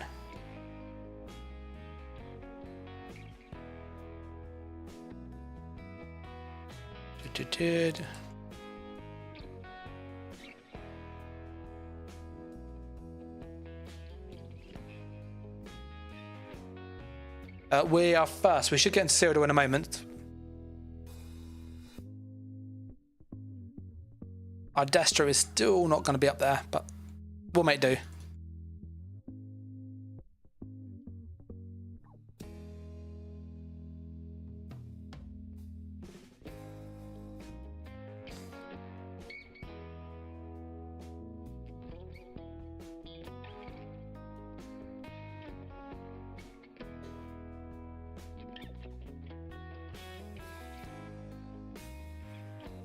We're just killing this dude here.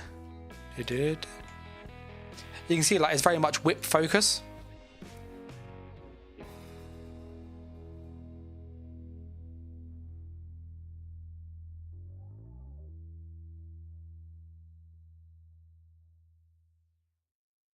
And obviously with the essence thief, because we're always in melee anyway, doesn't matter.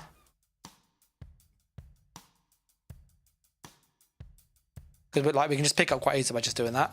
So it's quite easy to keep on, as you probably saw in the fights.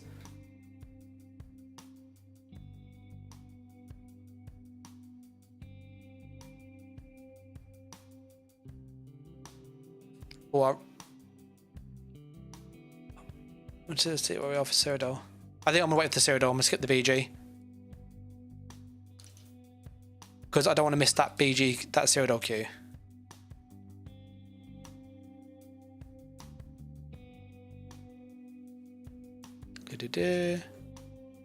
Because it will take ages to get back into Cyrodiil.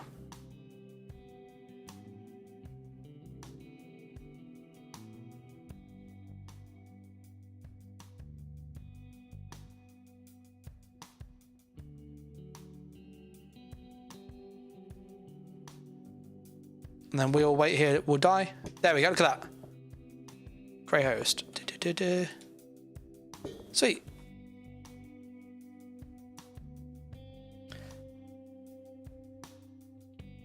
So we're back in Cyrodiil, which is awesome.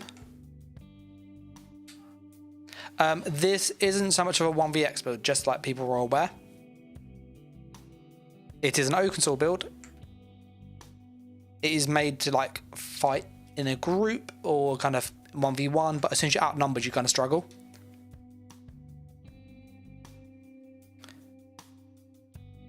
But like if you're after a 1-bar DK that actually works, this is pretty much there.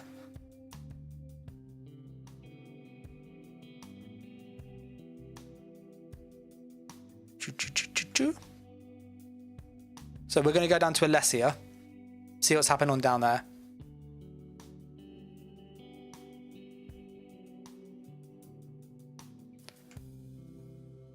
I'll put a poll up as well about the DK just to see what you guys think as we obviously use it, okay?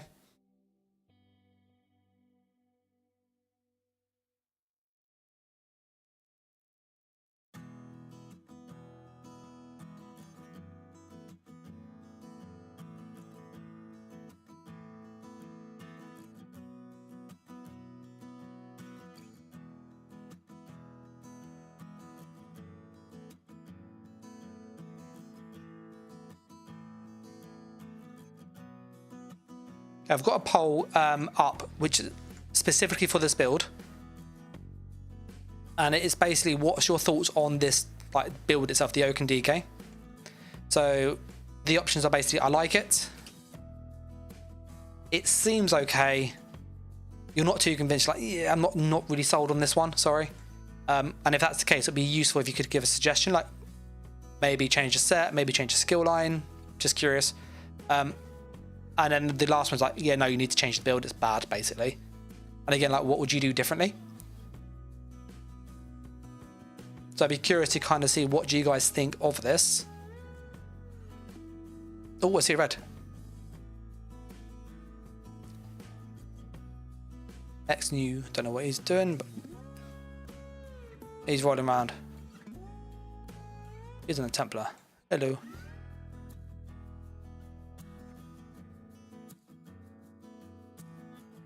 He's a tanky boy though.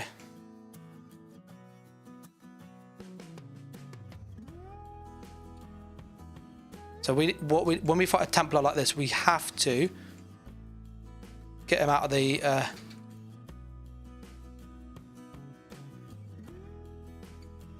we have to keep him out of his heals.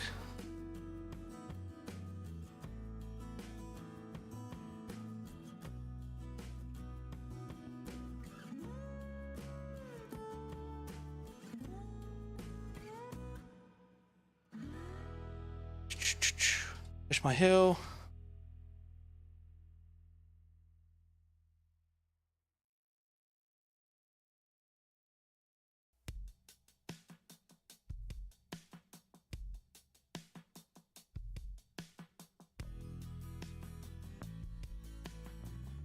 Do.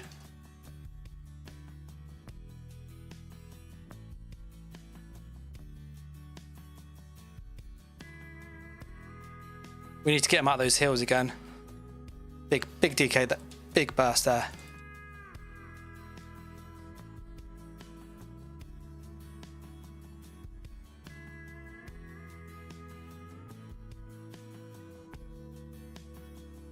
Yeah, as soon as he's in those hills, it's really hard to get the damage on him.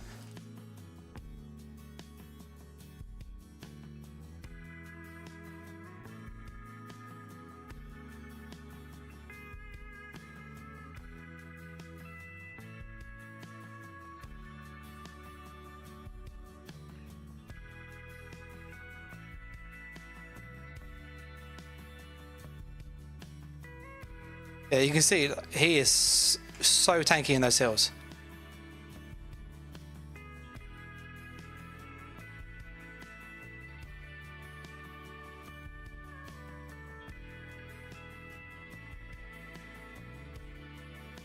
I've gone for the leap. The shield didn't fire. You see, I went for the leap, but the shield didn't get me. That's frustrating. But you can see, like 1v1, it definitely able to stay alive. Hopefully, he gets a res.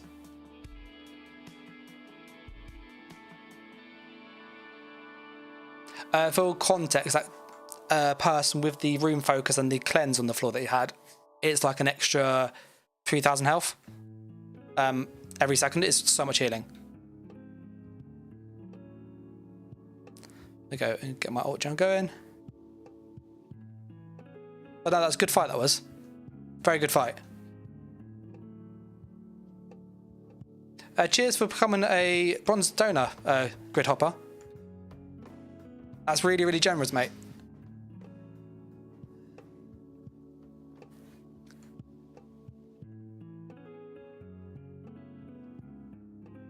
Oh, will he come out? Will he come on? Is he gonna come? Is he gonna come? Is he?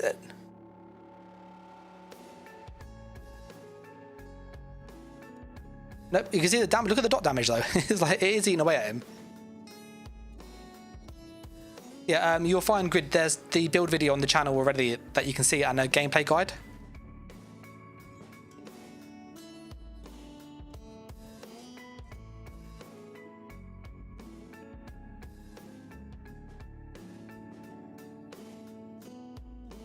Ah, well, got the burst still. 3 people came from it. You can see a Deep Fisher Crescent Sweep. There literally there's 3 of them like trying to go around ganking people. We'll respawn, we'll right back.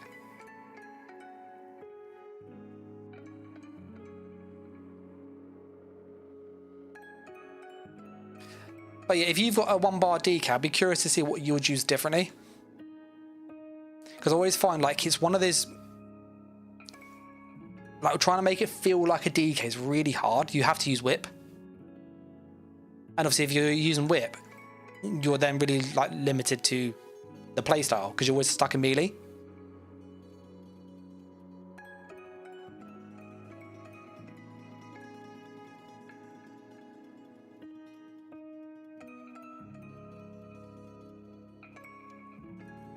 So we're going to pop down to Alessia again.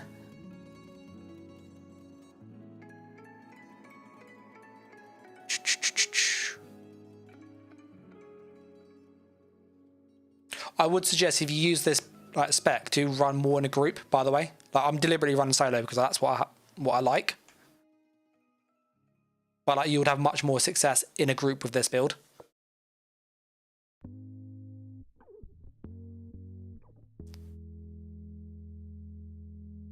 Now I'm waiting for somebody to attack me from the side. There was 3 Nightblades here, like a few people in stealth.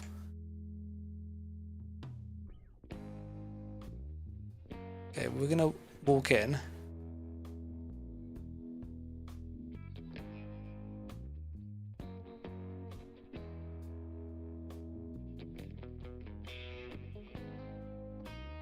I did push my hill. I pushed the hill. We did fire.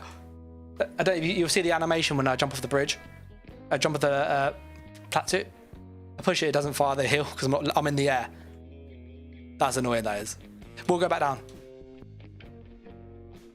But this shows you like where 1-bar builds really struggle because you don't have the passive healing damage, healing power. So like if I had Vigor ticking on me, I'd be able to like have 2 or 3 extra heals, and I could just be able to run through that and just out heal it. Now we're gonna put this on us.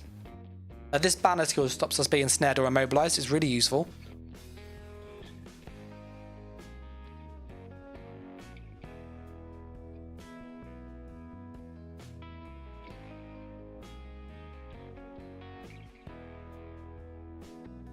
I'm going to pop down yonder. And yeah, there is a poll going about the DK. Like, what do you think? Oh, he's one of ours. I was hoping he was one of theirs.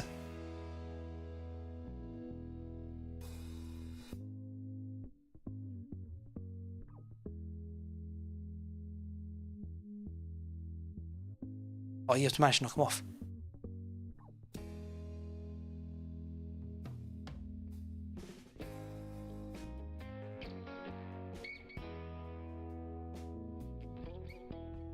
Don't know if to detect potions.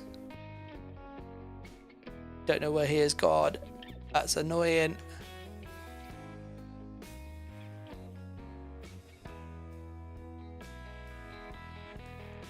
We're trying to get like a 1v1. It's always really hard, isn't it? Okay, that bridge is... That's gone yellow, so they're going to be all over that bridge in a moment.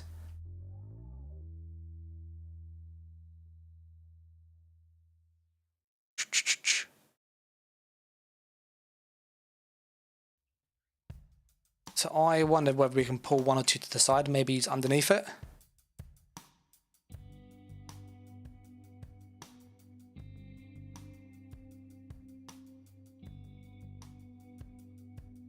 I'm looking like, because I'm by myself, I've only really got Coag as my like only heal, unless I can get the Flame Lash proc. So I'm really looking to like, is there anything nearby that I can kite round if I get, you know, swarmed?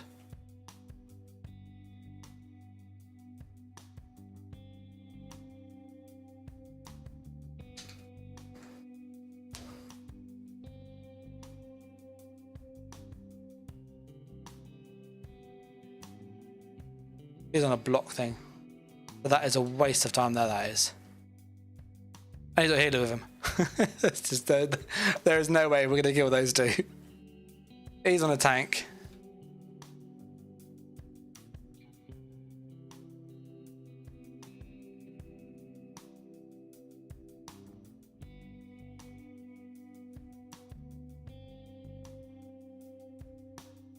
Yeah, have a healer and a tank. Probably not the best thing to like showcase what this does.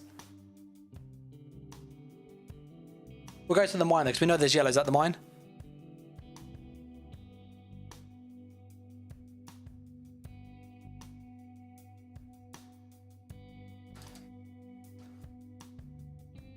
That's that Nightblade dead.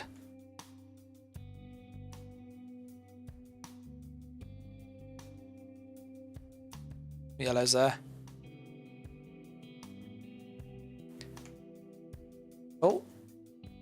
Oh, there's a group going on. Let's see what's happening up here.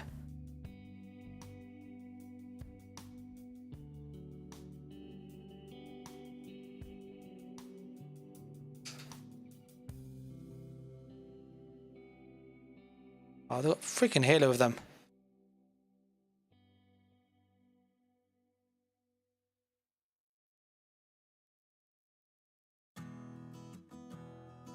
Putting the dots on him.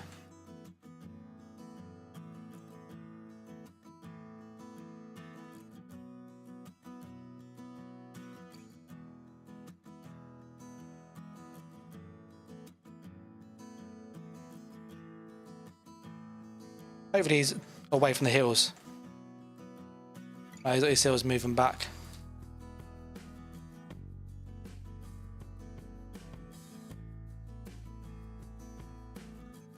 We'll move away to the side.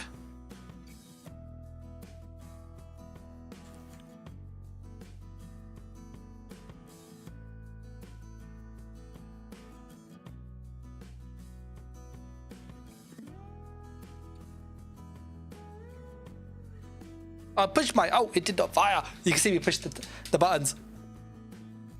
You will see me on the things. I pushed the shoulder buttons. That was unfortunate. Don't think we got a res. We're going to ride back.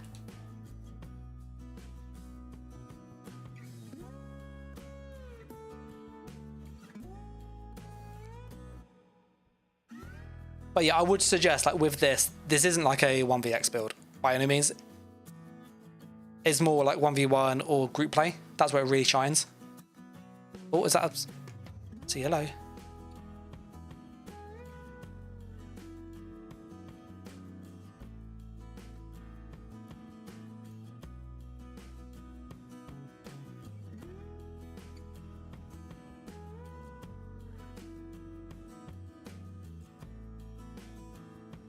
Oh, moving away from the...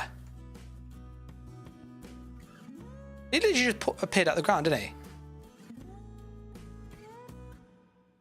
Yeah, that guy's just gone, isn't he? I never get why people don't want to fight 1v1. Never get that.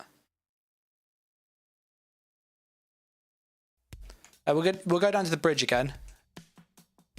Sure, we'll find some yellows on the way.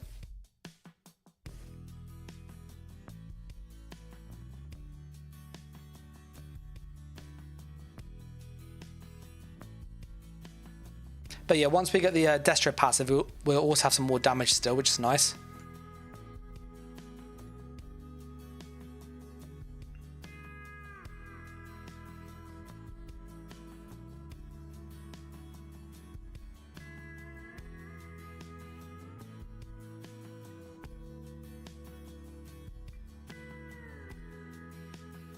Do we...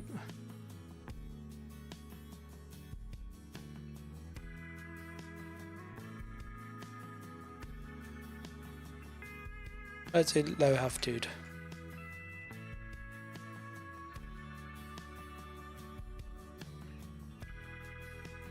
The blastman's gonna get him here.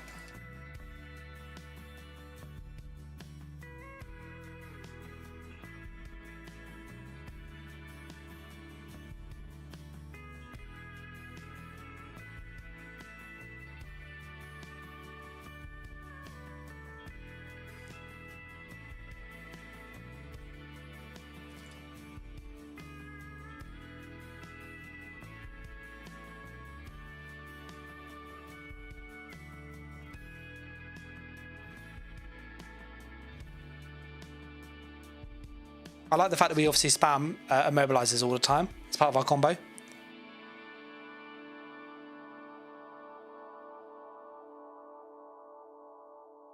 We'll pop up, see what's going on up here.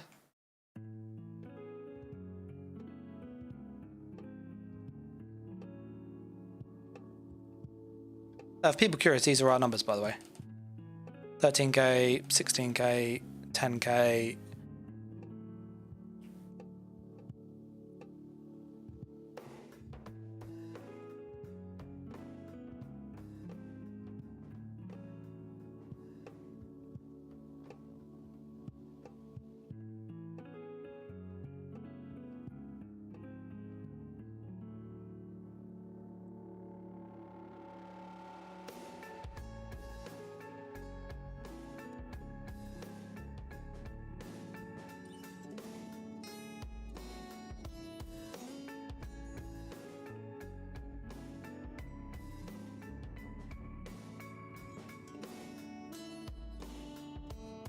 Push around here.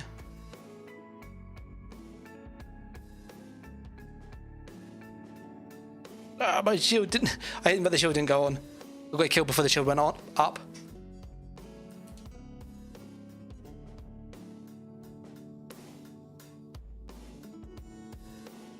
Let's have a look, see where we are. I mean, you got up here to see what's happening up here.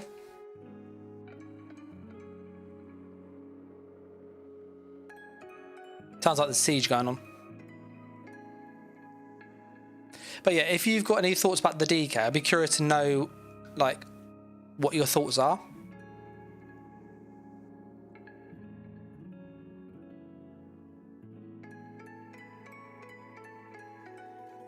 There's lots of reds out here.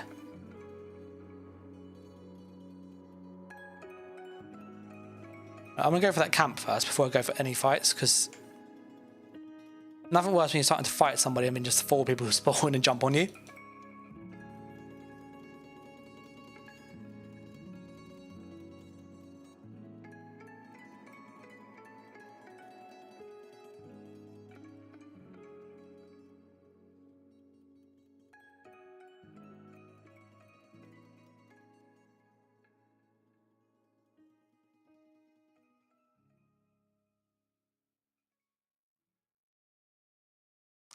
I spent so much time trying to spam.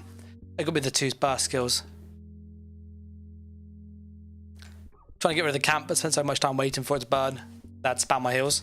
That's where like the lack of healing power is really noticeable. Whoa, that was not what I expected. Did not expect that when I jumped out that door. John says, I run Oak Father still. Love it when people run Oak. It's not, Oak Father's not that good. But like personally, I think Shattered's still better damage set. Yeah, there are so many hills there. G says you limit yourself too much of one bar, especially on DK. Oh, 100%. I found DK was, for one bar builds, really hard to build. Like if you look at the skills, you need a burster, which is comeback. That's sorted, yeah, that's nice and simple. You need a spammable, which is going to be whip. Now you could go with Molten Lash and go with Molten Whip, which then means you have to use Searing Strike or Fiery Breath. So you then have essentially burst skill, spammable, or burst skill, and then way to charge the burst skill. So you have these three skills.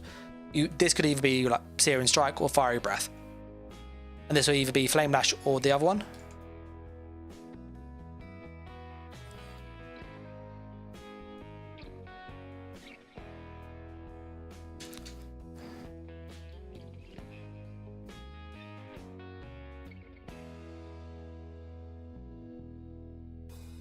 I mean, it's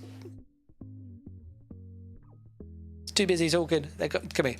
As I was saying though, you end up having like Molten Whip, which is big burst skill, but you have to then charge it with Searing Strike or Fiery Breath, which is fine. But the problem is you can't get that burst every 3 seconds, so you then need another burst skill, which is either going to be Blast Bones or it's going to be Merciless Resolve. Those are kind of the best two. You then go, well, I don't have a heal over time now.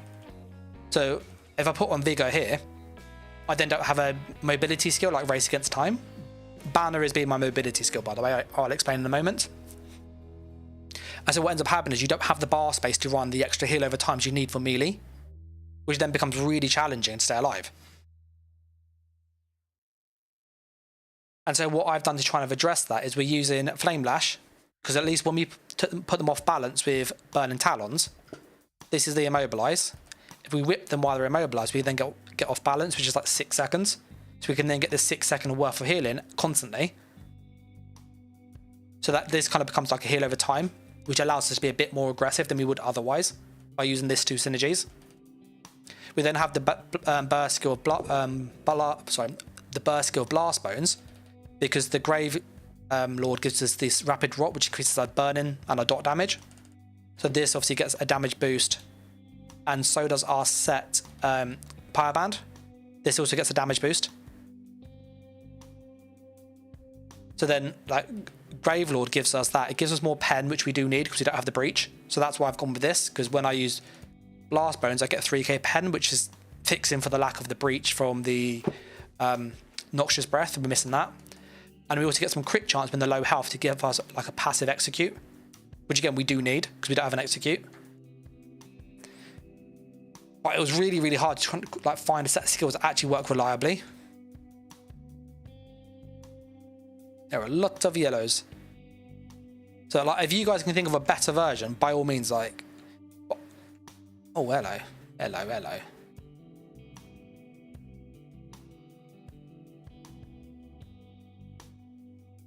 I'd like to see CT break at some point.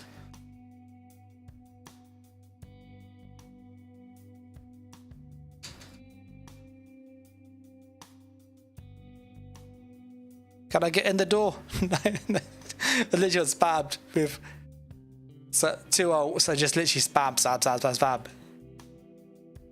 Don't think we're going to get a res here, guys. But yeah, so it's really, really hard to like, when you don't have that extra healing power, you really notice it on the DK, which is why you're better being in a group with this build.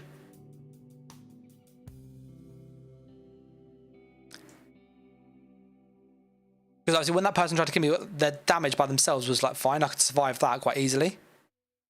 But as soon as you had the other 3 people come in, that's when it became quite like tough. We've got our bind and banner on, so we can't be snared.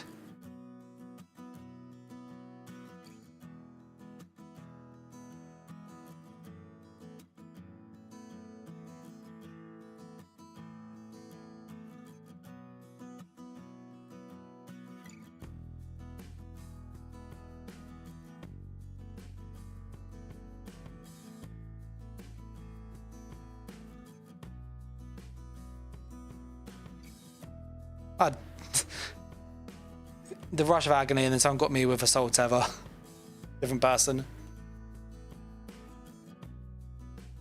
You can see it's like really hard to line up that burst if someone spams heals. Obviously, which that person was with this Sap Essence spam. It's a good heal. Let's go into a group, because obviously it kind of shows you what it does like solo. Solo is really hard to run it. Like,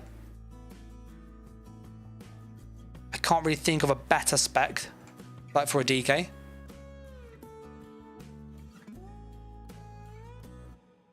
And obviously the challenge with it was always to try and make it feel like a Dragonknight. Like, I could obviously gone Assassination, could have gone Coag, and then Animal Companions. And I'd have like 2 really good burst skills to sustain the burst of Assassination, the breach of Deep Fissure. I'd have, you know, like a really solid spec. But you're not playing like a DK. Like, you're using Deep Fissure and Spec Bow. Like, at least with this, you're kind of in melee, you're kind of playing that battle of attrition.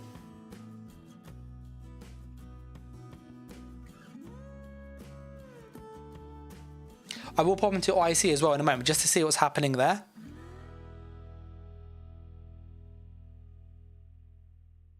I did use Deep Fissure, G. I found the Deep Fissure didn't hit as hard and it wasn't as reliable. The problem is, and let me put on this. This gives us some damage, that's why I use this. If I go to skills and you go for Warden, the Scorch is 8.9k. The 6 second one is 12.4k. So every 6 seconds we get the same damage as we do like that big hit, but we can get this every 3 seconds. And you also get the Defile, which helps with that sustained thing. Yes, you do get the breach, but I found that you end up missing some of the damage on this because you don't end up sinking the big hit with the leap. So then if you didn't get the second hit of Deep Fissure with the leap landing at the same time, it was quite hard to get the kill. And I did use this on stream. I did not these sets, but I did the Trickery and Plague Break, and I had a similar issue. I think obviously you've got access to the extra skills which will help with the Monomyth, because you can run more heal over times, and that really is what makes the difference, like the survivability. Plus you've got Rally as well, which is also very, very strong.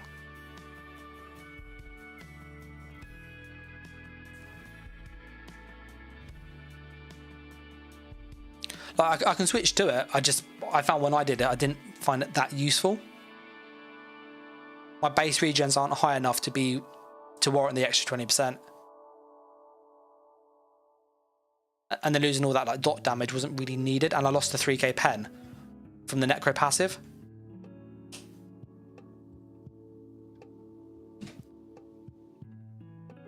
Oh yeah, Monomyth and Roscoe I could see being like fantastic.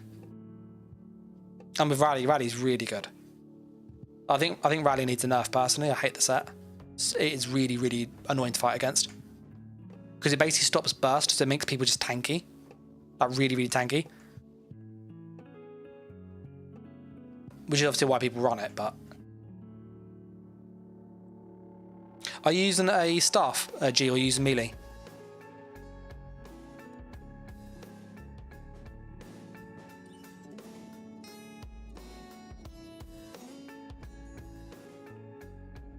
So I did run maces with this. When I ran maces, I had 12k pen and then 15k with blast bones. I prefer the staff though because I like the light attack ult gen. Sword and shield. Loads of yellows.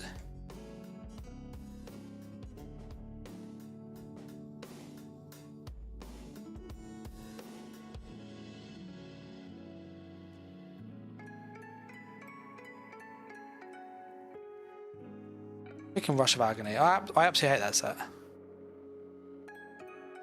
Yeah, the Rush got me again. it pulls you out. It constantly pulls you out of everywhere, like no matter what you do. Dual wield sword and board. Yeah. I'll show you when I think I got them on me actually. So if you look at this, yeah.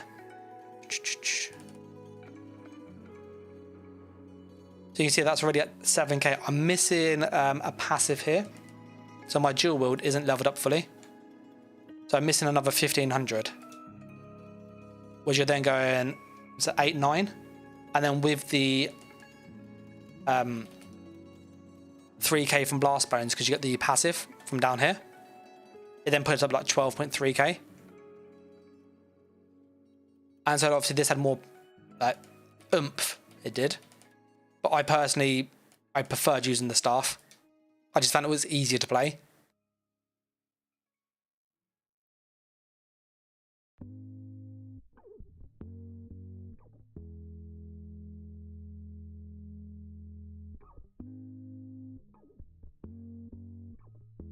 So we'll stay with a group this time and kind of show you how it does in groups, because I've done a lot of like by itself. You can see it's hard to do by itself.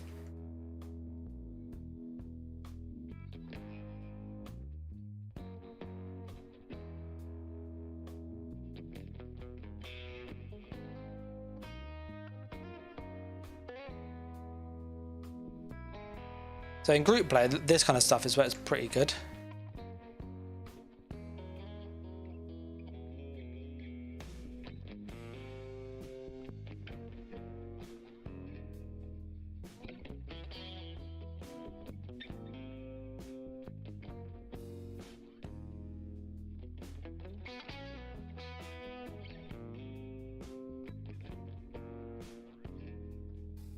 So this is like where I'd use to build more, like for this kind of stuff. Where you run in a group, you've got a bit of passive healing or cross healing going on.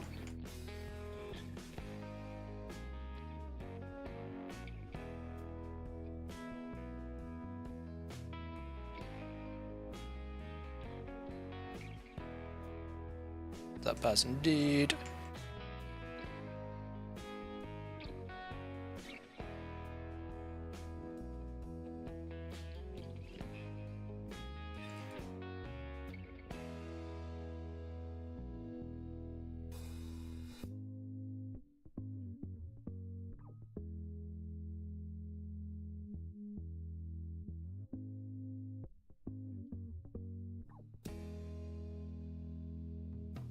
Yeah, this is what I'd suggest doing with the build. Like if you're on a 1-bar DK, you need other people around you to help heal you.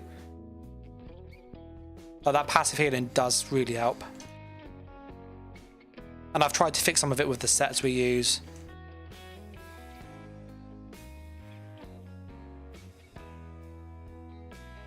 T 10k burster, that's nice.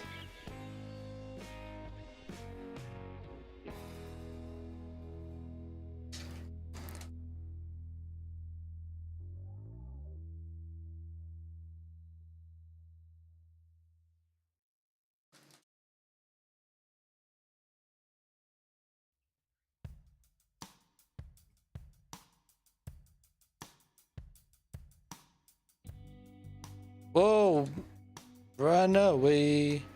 There are lots of yellows coming in that way.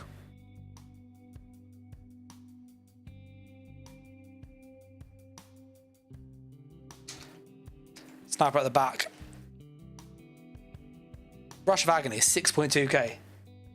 That's what I'm using, G. So we literally have Pyre for the sustained damage, which really helps. We put on a banner. You see that jumps up, and then with our essence that goes up to almost 8k, and then when it's fully buffed, it's at 8.5k. That's really nice.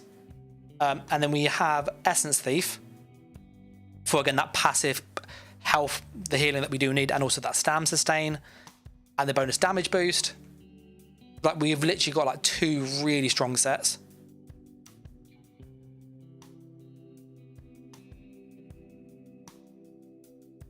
Because I did try my banner. So what I was doing with banner, I did test this out quite a bit. Let me jump in here where it's safer. So if we look at, I might have some infused jewelry on here somewhere. me have a look. Do I have an infused ring with something? Yeah. So if we look at this, yeah, the infused ring is 262 weapon damage. Yeah? If you have a base one, it's 174. Yeah. So my thinking was this, and hear me out, is that you get 278, but when you if you don't infuse it and you have swift instead, the difference between those two is essentially 104. Yeah. Now you can do it on 3 pieces. Yeah. So you end up getting 3 lots of that, which is obviously 312. Yeah. So 3 infused is essentially worth around 312 plus the 20%. So if you times 20% on top of that, you're looking 370, yeah? 374 total damage.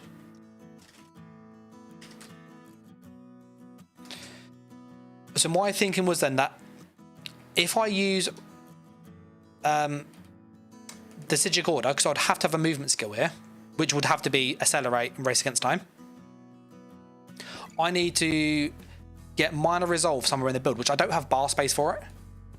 So this allows me with Cavalier's Charge to get some damage out of this if I go down the speed route. So what I've basically done is I've gone 3 swift to get 21% move speed at all times. Plus I can't be snared or immobilized, which is really, really nice. And I get the bonus armor. And then because I'm faster, then I get bonus damage out of this. So if we did obviously 6 times 21, yeah, that's worth 126 plus the 20% on top. So it's about 150 it is, like kind of base. If you add in CP to this, you can then start to see that actually the boost is quite high, so it's 4,100. When I put this on, it's 4,500. It's almost 400 damage. So you end up losing about 1 to 200 when I was testing it between triple infused or swift. And by doing this way, I get slightly less damage, but I get the extra armor. I can't be snared or immobilized always, and I'm always just quicker than normal. Whereas with Race Against Time, I have to keep doing it.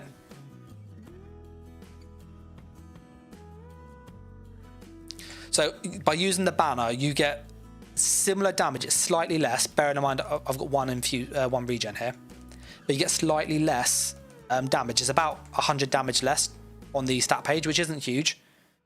But you then end up gaining 3,000 armor, which is quite noticeable. Plus, you get this. You can't be snared at all times. This is literally Snow Treaders in a banner skill. It's really, really good. If people are unaware, Snow Treaders is a mythic.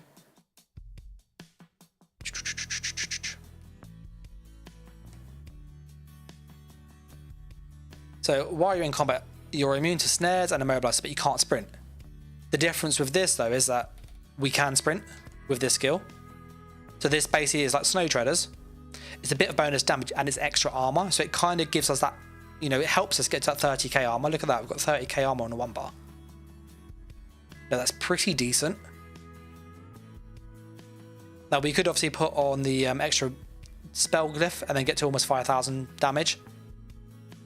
I don't think it's worth it personally. And you could obviously mix it and go like 1 infused like this. So you lose a little bit of recovery, you get a bit more damage. But if you look at the damage boost, this is 13,440. That's infused. This is 12,800, so it's only 600. It's not a big difference. So that's why I went with this like swift. Ooh. Go for the leap.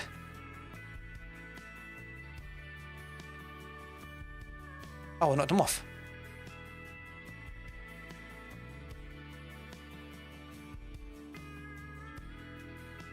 Go, Blast Bones, go!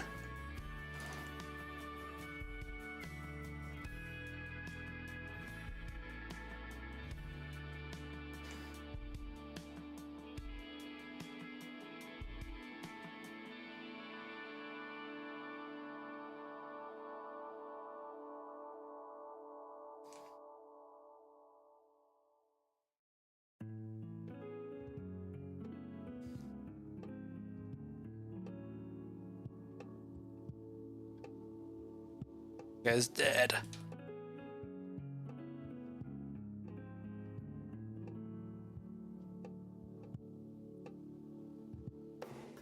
You can see, like, we can kill people. It's just anybody with lots of healing is really hard to kill.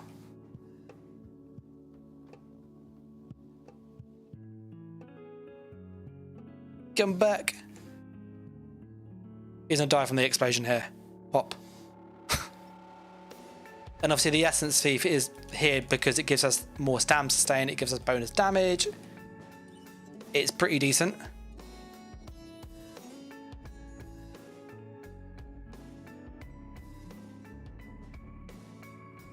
The health cost on the banner also, because our health regen, if you look, it's 1000.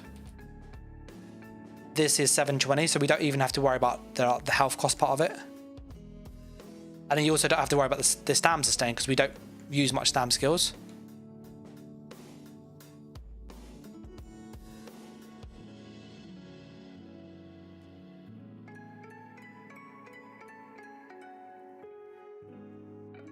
See if I can pull one of them over here.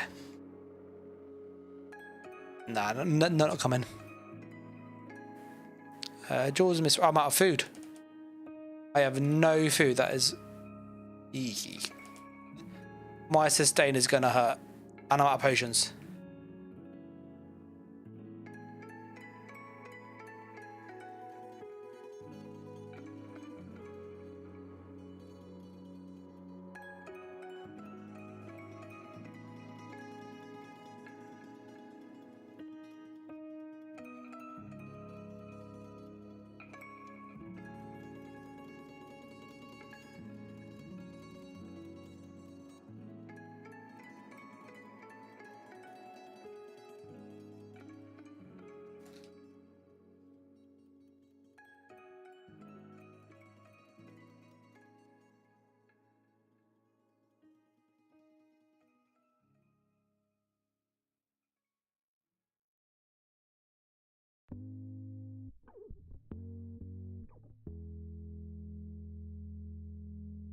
You can see this is where I prefer the extra mag. You can see that mag regen is just... What's my... You see how much I've lost. That 200 is just enough to mean we can't spam our heals. Which is why I prefer the health and then the regens, which I'm going to put back on. I need to get that food. We're going to die quickly. Also get some potions. I really wish there was a Magicka version of Essence Thief. There is not a single version of that, which is really sad.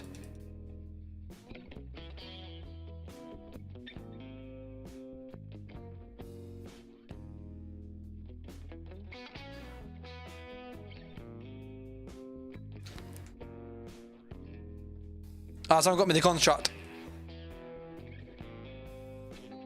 We're going to anyway respawn, get our food and our potions. We don't have any. And we really need those things.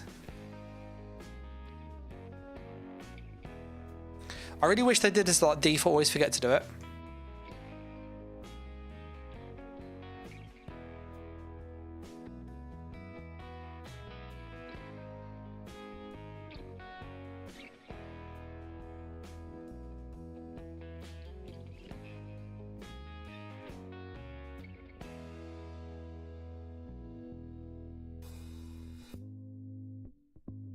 Yeah, we're just hopping back into PvE to go get the food buffs because I don't have the right food on. And it makes quite a difference. So...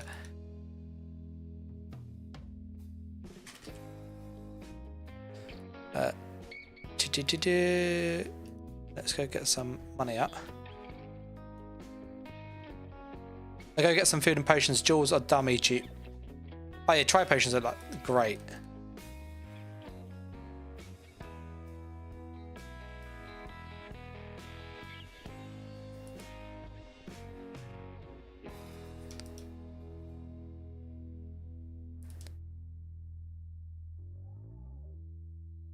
Surprised there's none for sale.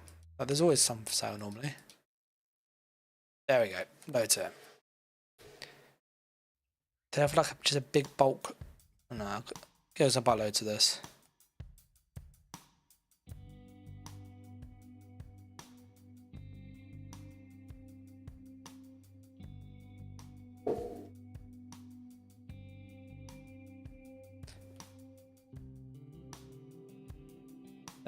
Try potions, grab a stack of those bad boys. This is literally where my gold goes, by the way, for people curious. I literally like drink, try potions like there's no tomorrow.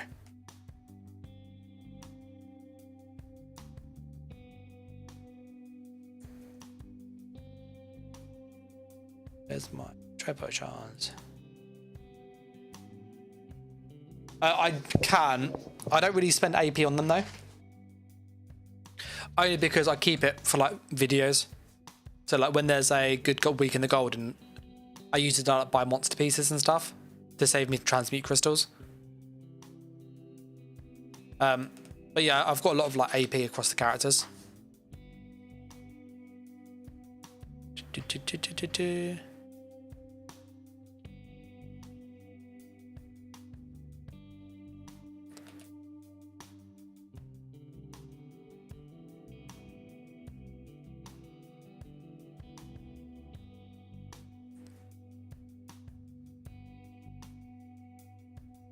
So I think for one bar, I can't think of much else I can do to get more out of it. Like you can see, it works in Cyrodiil, especially in groups. I can fight 1v1 and duel fine with it. And I can do it in BG. I do a BG quick if there's a quick one.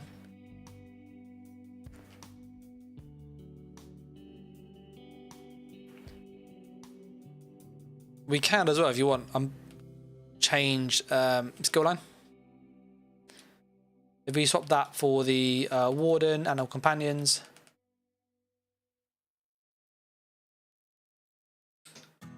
Feature.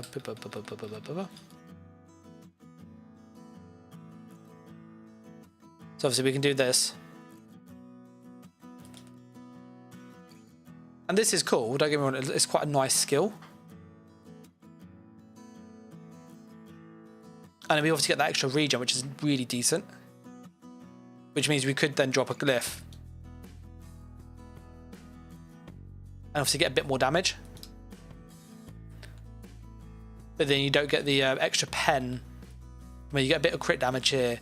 You don't have the passive execute with the extra crit chance. So I'll use this and I'll show you. I will buy a glyph, a damage glyph.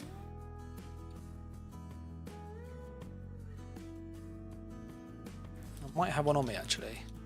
I don't.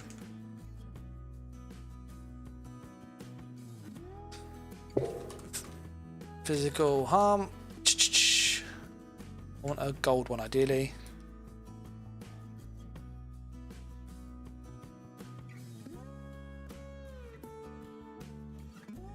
Sweet, and then we want a magical recovery, and then that way we can like switch it back if we don't like it. But when I did it before, I personally preferred the blast bones, having played both. I felt it also went more thematically with the build as well. Yeah, that seems a lot. 7k. That seems a bit better. We'll queue for Cyrodiil whilst we wait. If we can get in, we'll go in again. Oh, sweet. We'll go back into Cyrodiil with Deep Fissure. So that way you can see like both versions.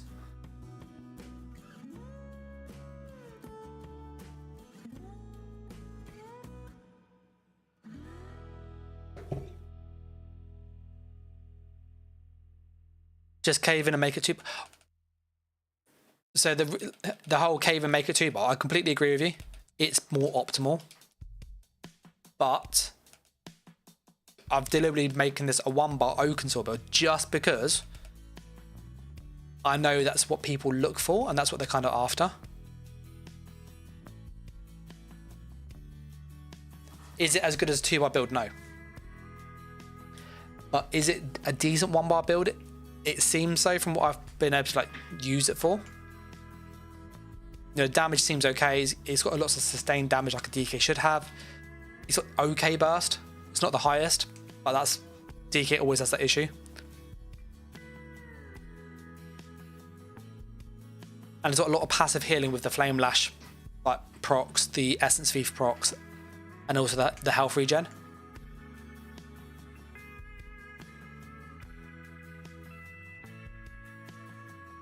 So that's kind of why I'm doing it as an Oaken build, just because there are some people in the community that for various reasons need a 1 bar build because they can't use 2 bars.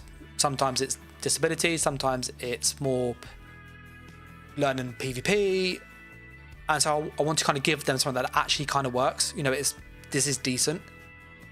It hits hard, it's got good sustained damage, it's pretty tanky for a 1 bar build, it's got a lot of healing. And I did try things like Rallying Cry, Retro Vitality. When I did that, my damage was really bad. Yes, I was a bit tanky. I had decent sustain. I couldn't really kill much, because you didn't have that sustained damage of Pyreband.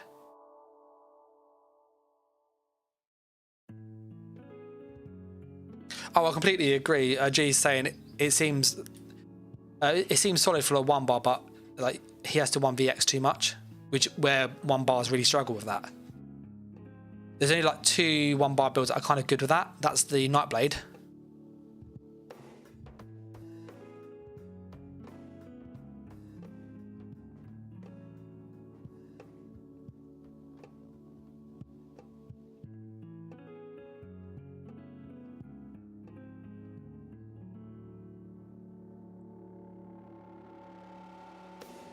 But you can see the dot damage on him. He literally got... Poof. Yeah, I'll do this for a little while with Deep Fissure. Curious to see what you think of it. Do you think it's worth the change? We've obviously got the extra damage glyphs, so we've got a bit more damage. Oh, this is our siege.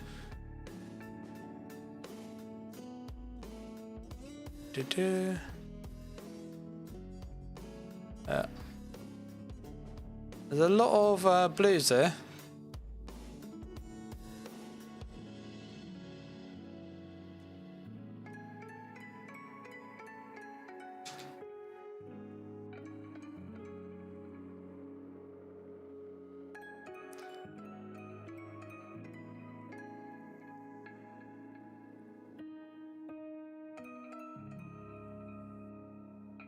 Another other horse just literally ran straight through.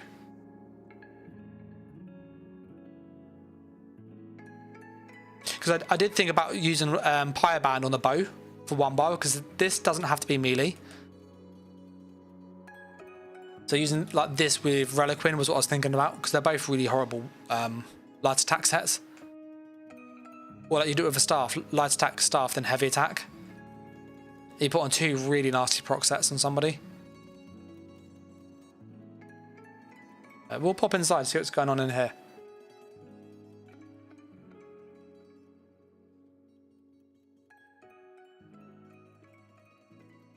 And there are people up here, yeah, there is.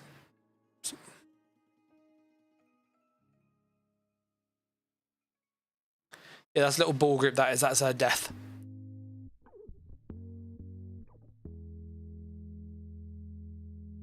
That is absolute death up there.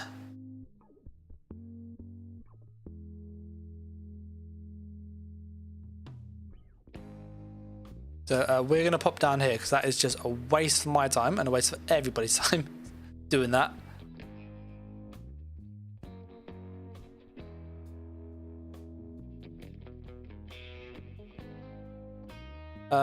Let's go over to Ale as well. Oh, he's dead. He's dead. He's dead. Yeah, the amount's a bit slow on this. Yeah, G, if you were to do a 1 bar Oaken build where it was just specifically 1 bar, what would you do? Because I've run this by my mate Nath, who DKs a lot, and like we were both kind of scratching our head as to kind of what else you can do to make it better. Like Pyreband's one of the best sustain dot sets for DK. It also acts as a pseudo execute if you heavy attack whip in the low health, which is great. You then got Essence Thief, which is a melee set that gives you more damage. It gives you healing and stam sustain. So again, you can move around much easier, which can always be an issue with stam with DK generally.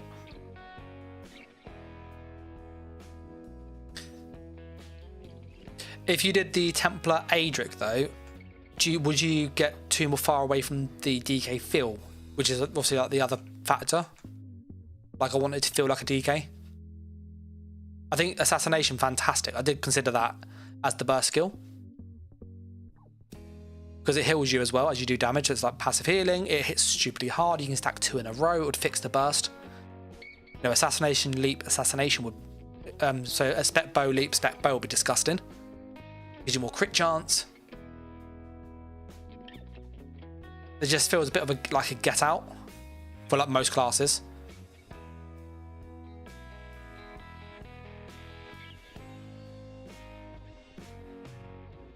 Not sure how Adric would work.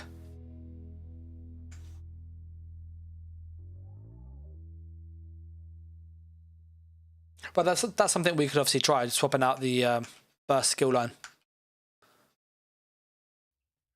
Any reds down here? I saw like big fire thing. That's one of ours. Not many people in Cyrodiil.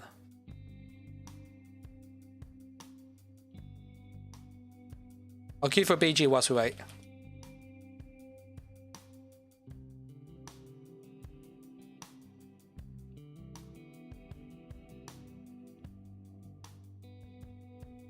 Yeah, Assassination, Ardent, Draconic. And I assume you'd obviously have the same issue, the same thing. Spec Bow would be this. Oh, it wasn't looking at my thing.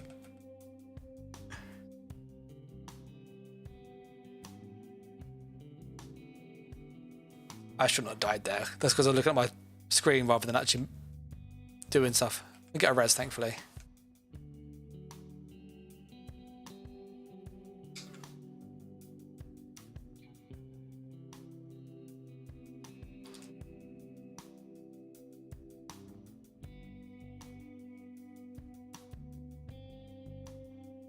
Oh, he's dead on the inside. The dot's got him.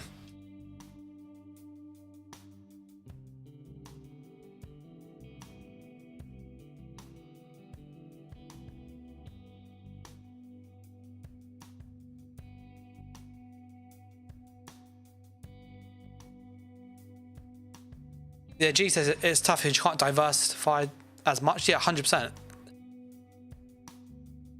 Was that an explosion dot? Oh, BG's is ready. Let's pop into BG's.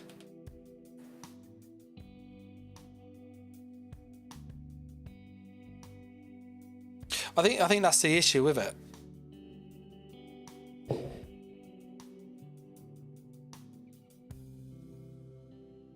Is that we end up you lose too much.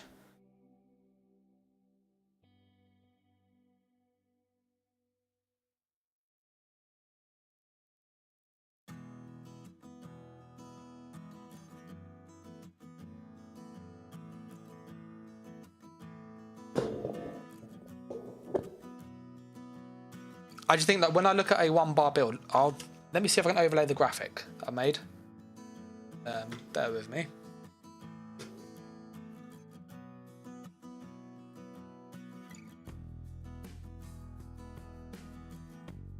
So I need to position it, so excuse like the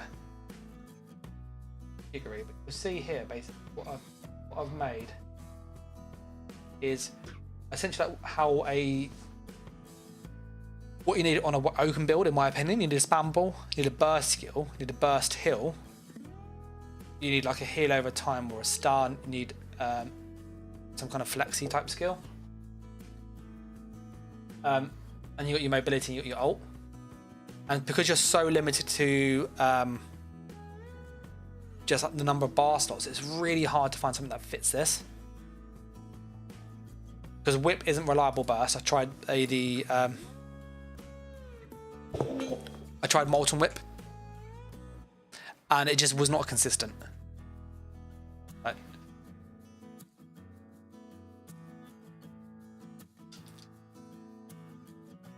Like this would be really nice because I can charge 2 in a row.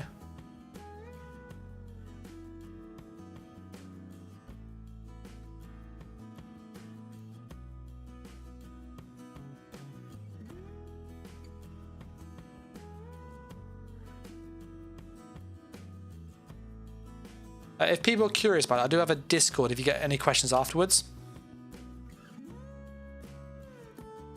So like if you ever have questions about ESO stuff, you can just message there. It's like the quickest way to get hold of me, in all honesty. G was saying whip honestly isn't that good of a spammable. No, it's not great. I'm not gonna lie. It's okay. You know, it does what it says in the tin. It spams. It does damage. It can heal you with the Flame Lash, which is quite nice, Power Lash. Burst skill wise, it's not great. And then I found the other issue was that it's quite like, although it's cheap, you just don't feel it's impactful. If that makes sense. And we'll pop up hither. Our deep fisher go in now. If someone runs out, I'm gonna leap straight on them. Nah.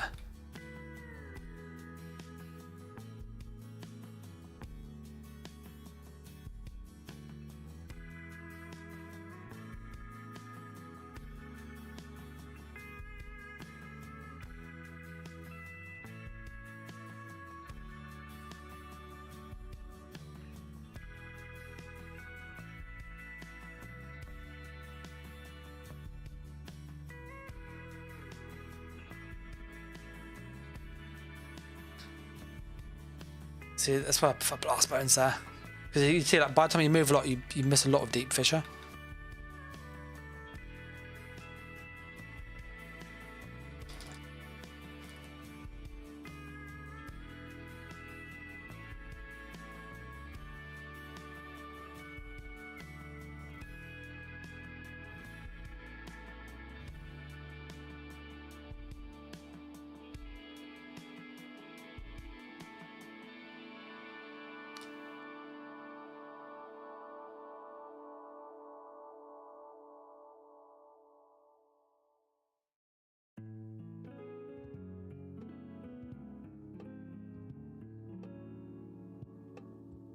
So that's nice when you can land that combo, but you don't always get to land that combo.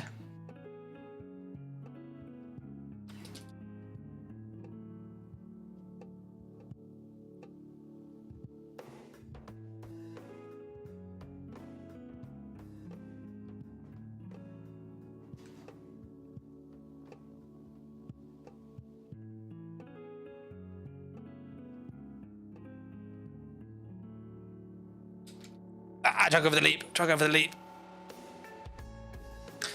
All damage got us. And then the jab, jab, jab, jab, jab.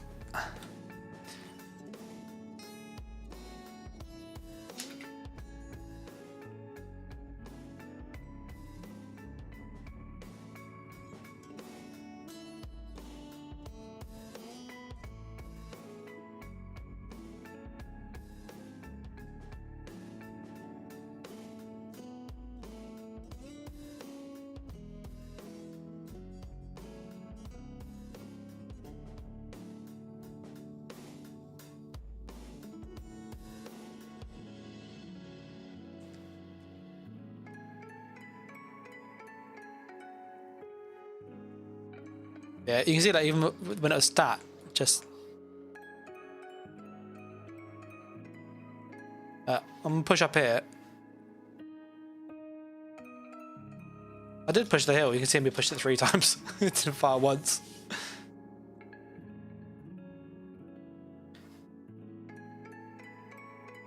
Yeah, see, that's what I was thinking. That's why I went with the deep fisher over, so blast bones over deep fisher in the end.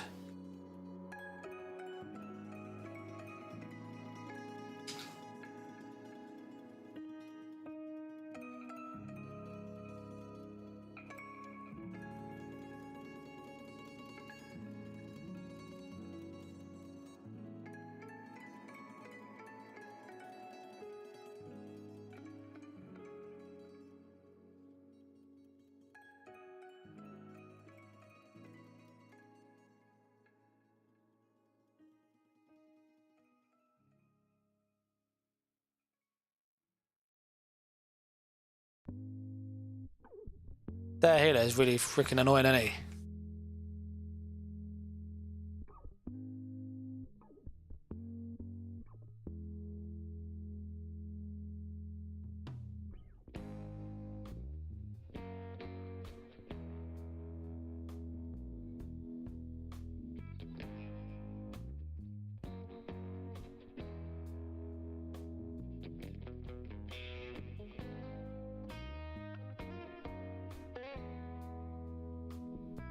I got him.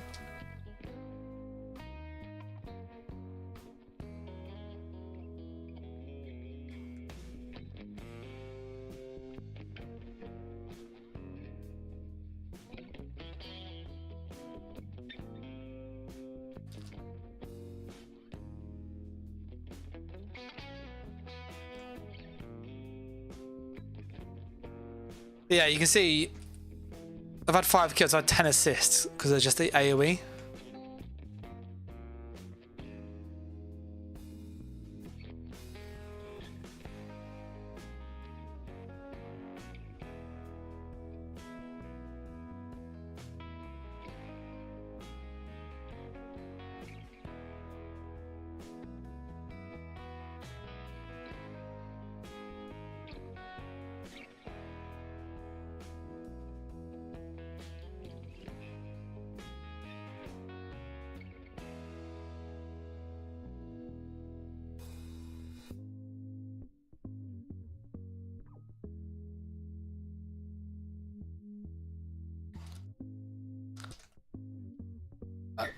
We got him.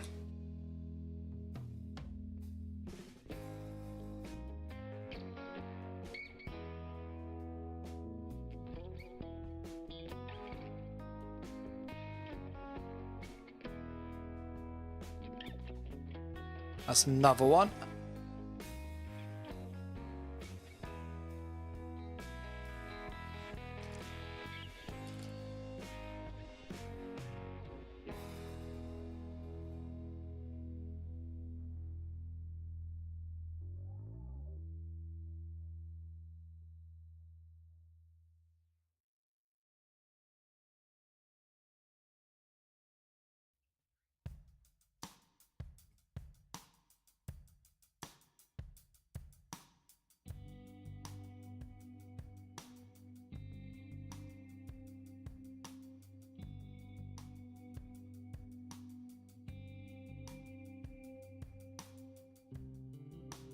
Oh, got close, got close. I reckon if I would have got rid of the Sork, I probably would have had fine getting rid of the other one.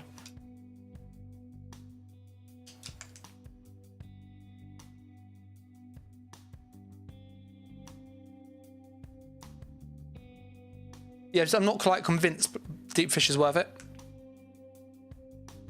It's really hard to sync that with Leap.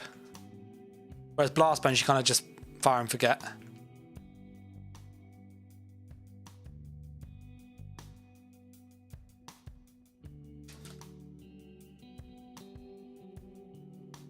I'm not sure what he was doing, but okay.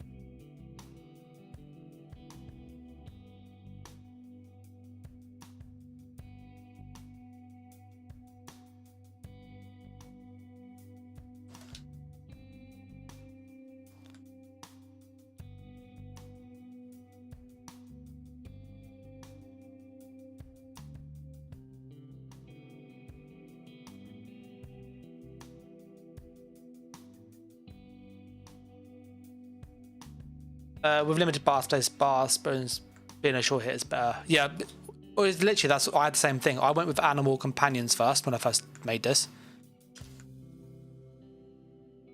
and then I was like, yeah, this wasn't working as well as I hoped.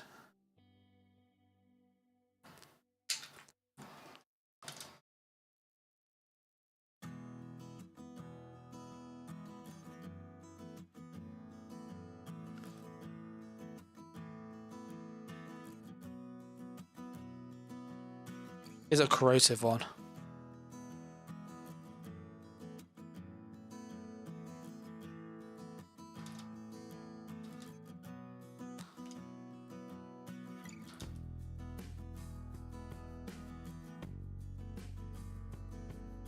He stole the kill. Did you see it? Literally spamming the AoE. It's like you can kill stuff with it. You can definitely see it with 13 kills, 4 deaths.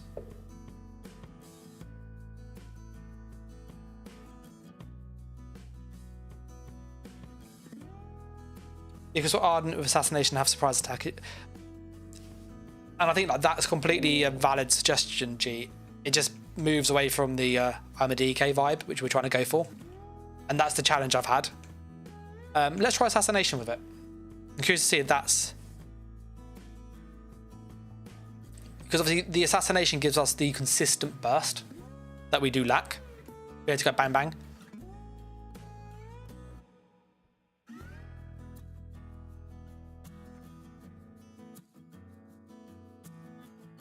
I definitely feel like it's between Gravelord and the Nightblade Assassination. Short this, which obviously heals us.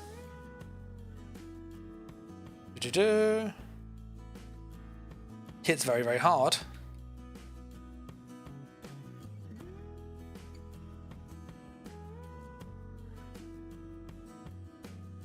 But if you did spec bow, say you did spec bow into blast bones into leap, fantastic combo. The issue you have is obviously that's 3 skills. So you'd have like spec bow, blast bones, burst heal. You then have spammable. And you don't have a movement skill, which you then run into a space of like, what do you drop? Because you don't have enough passive healing. Or do you drop the Talon's DK vibe and just go with whip spam, which you can't snare them with that. Because I think you need to have a dot on them. When you deal damage with Ardent Flame, so you get that reduces their speed. So it feels really awkward trying to make it feel like a DK and still be effective. That's the issue I've ran into each time I've like tweaked it. Like it definitely works for sure. Just really hard to like get the because obviously this is a very easy fix. It hits very, very hard. It heals you. It's fantastic. That spec bow leap spec bow would be brutal.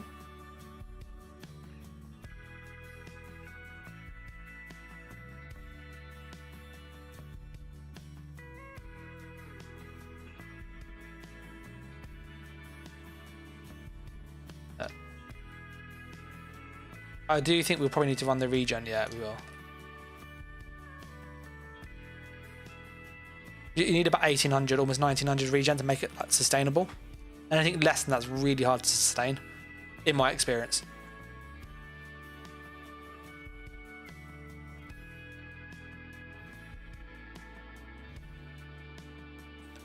How's our Destro doing? 44. And obviously do note we are missing 6% damage, which is quite noticeable. But missing that damage is pretty big.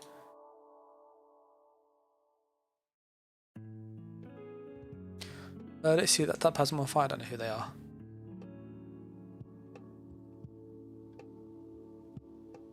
Nope. Yeah, I'll probably do one more BG, guys, because it is 11 o'clock here.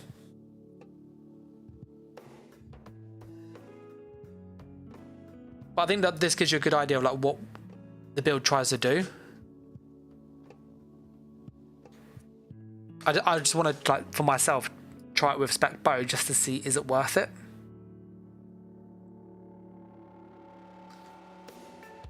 I always felt like the necro passives felt more fitting for the class.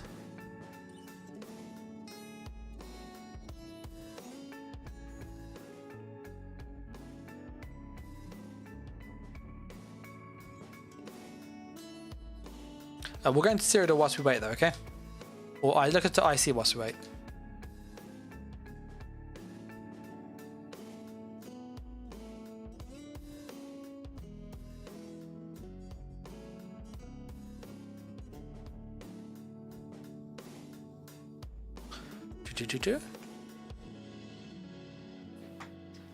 So this is with assassination rather than blast bones.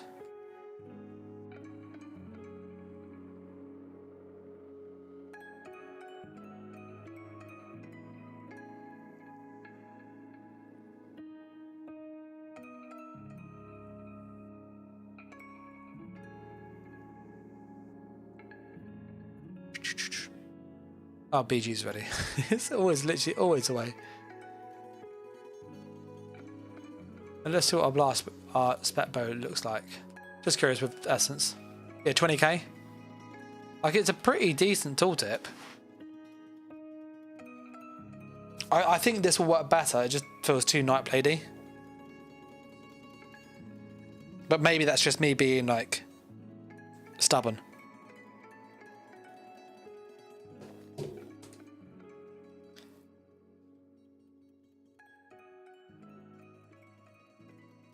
I'll put a poll up to see which burst skill line do you think we should use. You've seen obviously it with blast bones, you've seen it with animal companions. This will be with assassination.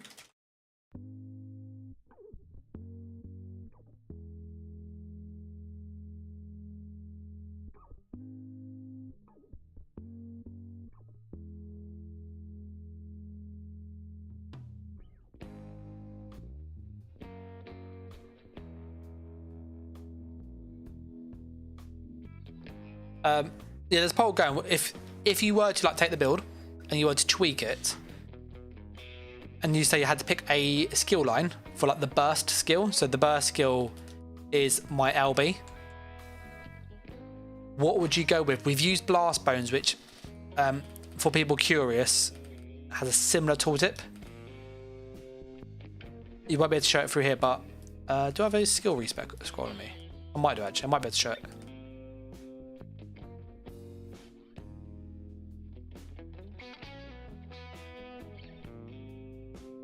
So I could probably show it through this.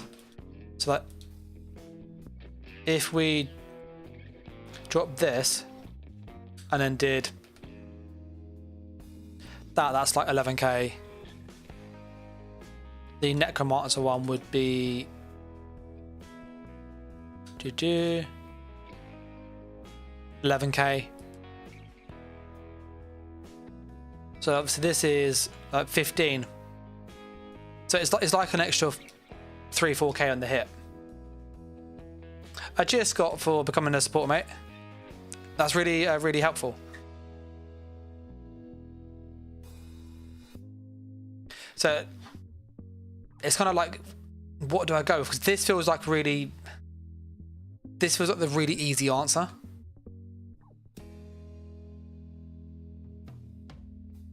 And I know it will hit hard.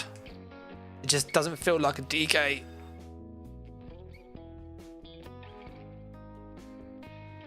We want the ult, because I don't have the ult. Thank you.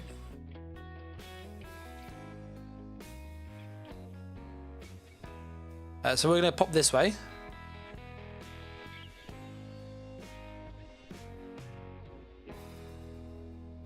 Come on. Hello, are they going to pop down? I don't think they're going to pop down. No, he's not. Nope.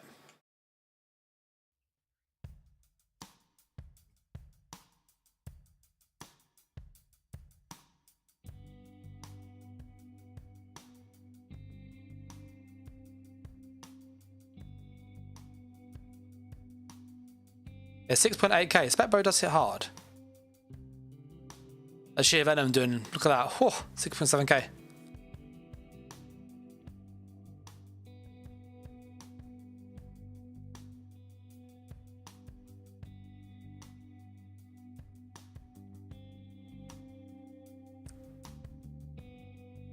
I'll grab this defense shield.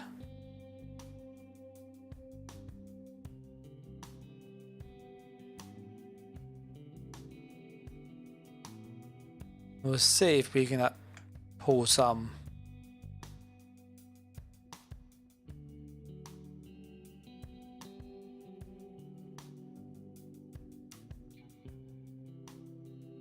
It's interesting the defense doesn't like work against dots.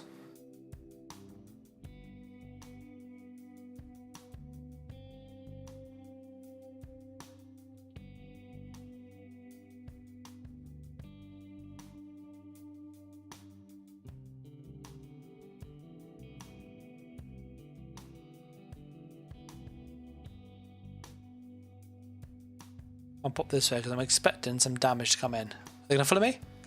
Nah, they're not following me. Go on. Come down here.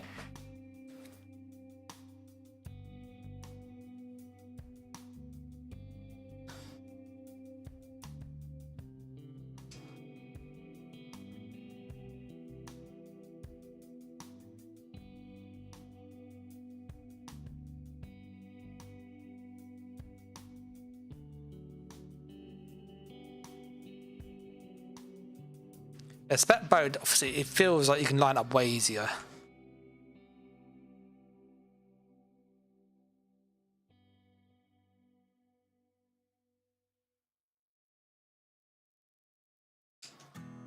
Ah, no, I had 300 health. 300 health.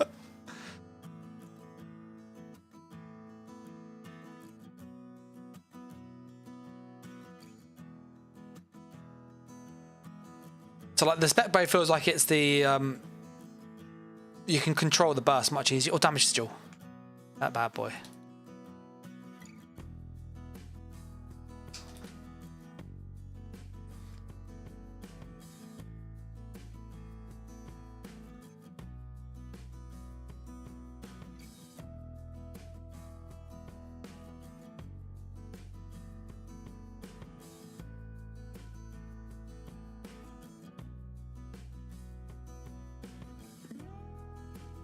Big leap. 16k. I love it. Leap with these damage sigil. Awesome.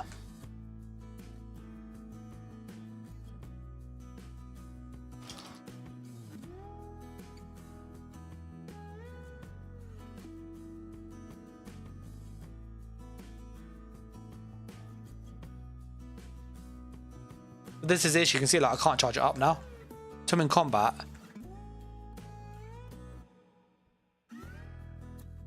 So that was nice. You can do that. That kind of burst there is decent. But this is BG is probably the best one to showcase it. These people are quite squishy.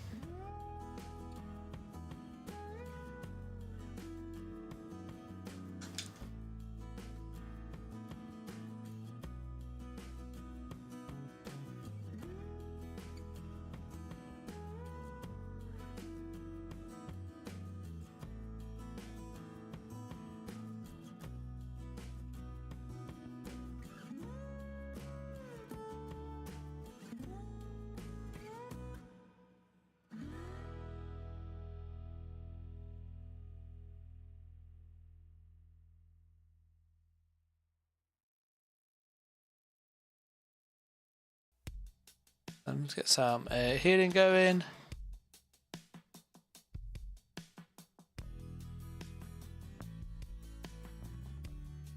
Yeah, this definitely isn't the best BG to test. Go on dots, go on dots. The dots go him.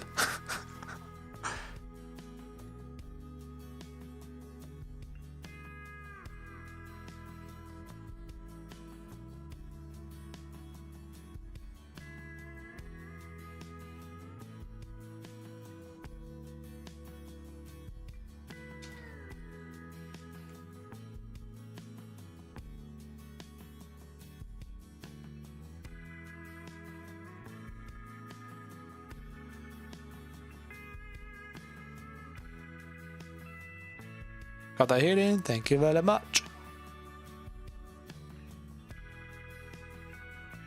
Yeah, I think we've won this one very, very easily.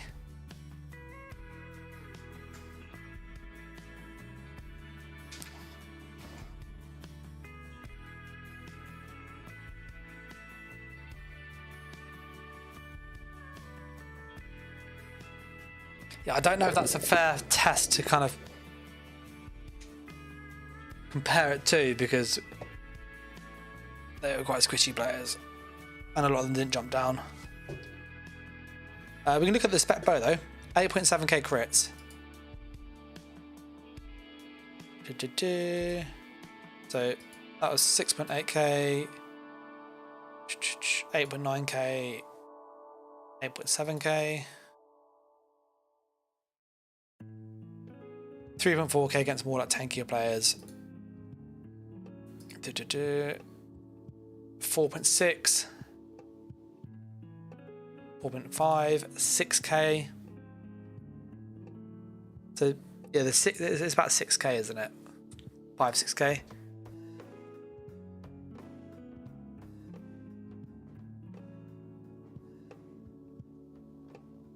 I've got one blast bench, yeah. So 4.7k, 4.7k, 4k, and these obviously against 10k players. 3k, 4k,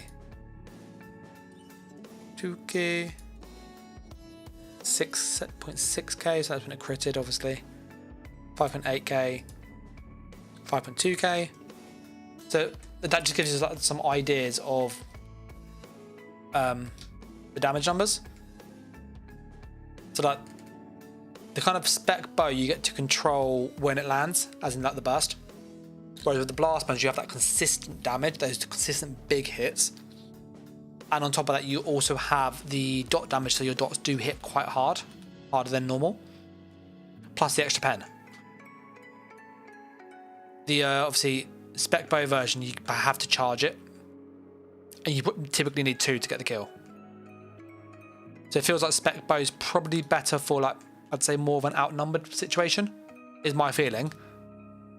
Where if you're going to fight like 1vx or 2v1, that kind of stuff, spec bow is more useful because you can charge it, and then when you want to turn around to kill somebody quickly, you can. Because you got that like consistent, reliable burst. Whereas I think with the Gravelord, it's that consistent hit, big hit all of the time. So you have an easier chance to kill average players with the blast pens version, because you can just get a blast pens and a whip and a leap together, which will hit hard, or just a blast pens and a whip will hit hard as well. I don't know if you agree or disagree with that, guys, but that's kind of my thoughts having used this. I'll do one more just to get like another test with the spec bow, so you've got more of a balanced one.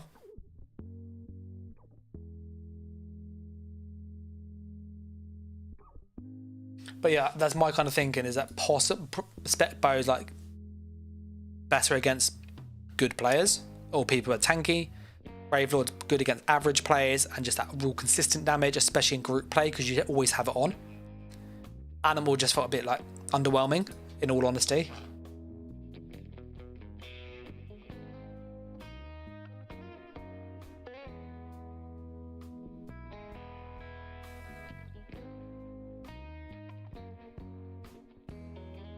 Chaos Ball. I'm putting there.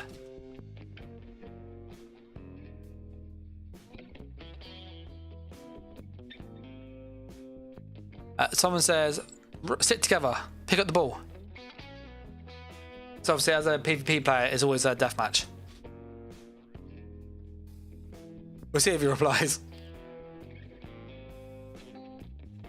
We're going to run and try and grab that damage buff. That is a huge amount of bonus damage.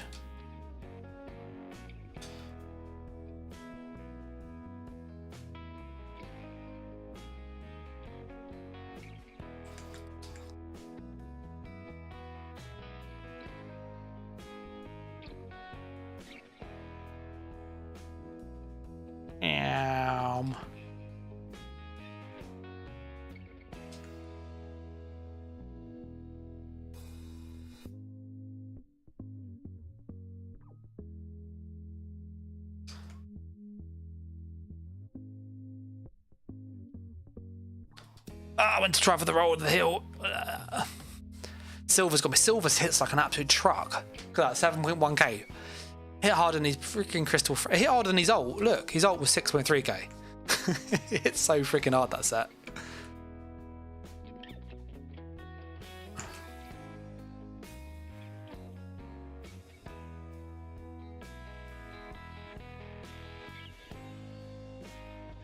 Good old rush. Love a bit of rush of agony, don't we?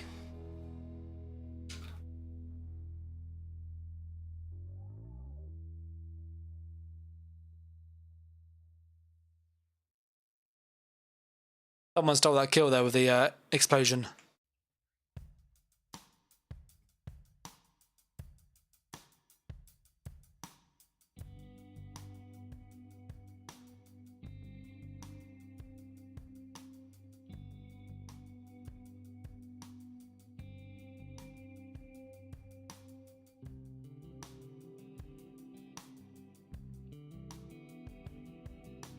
Ah.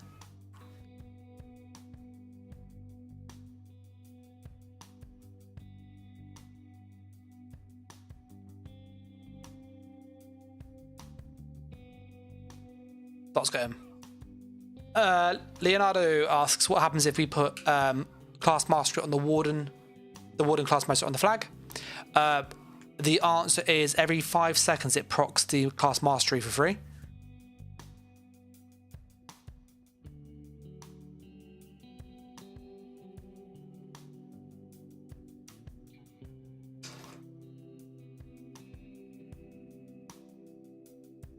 Hate the that heal reduction set.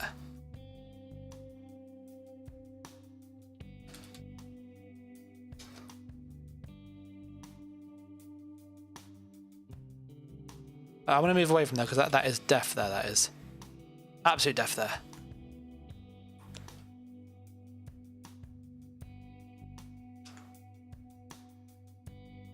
I'm gonna do that and then repetition because I need some health back. I have.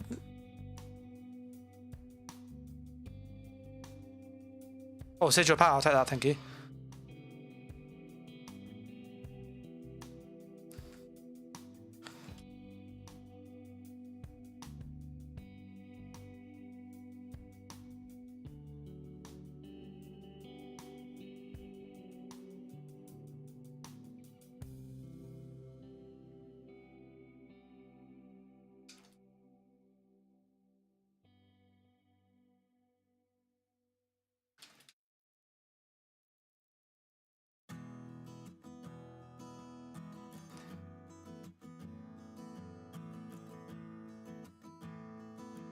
The spec bow is way easier to get line of burst with.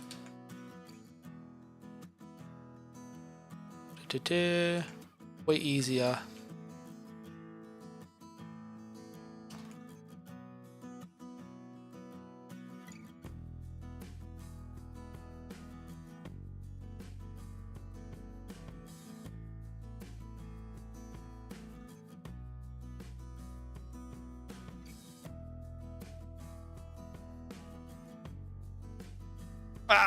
But the silver's got me.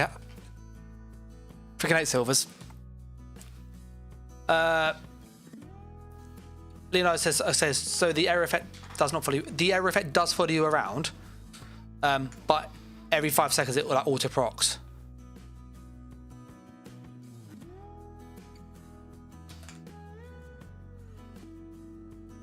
It's like it's decent.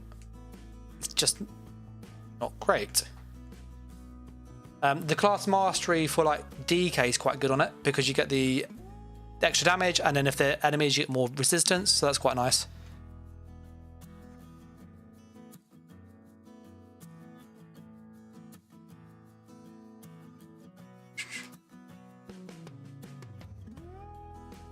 Go for kill here.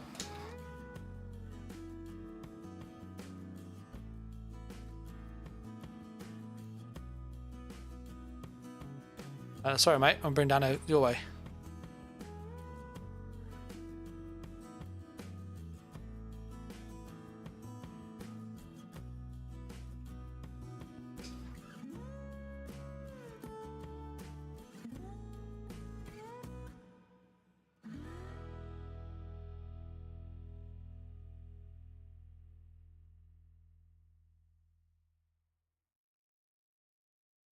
Where'd my heal go?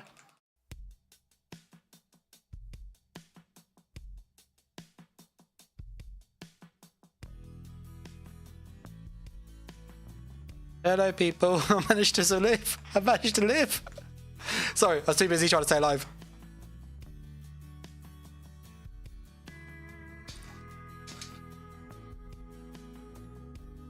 Ah, that was nice.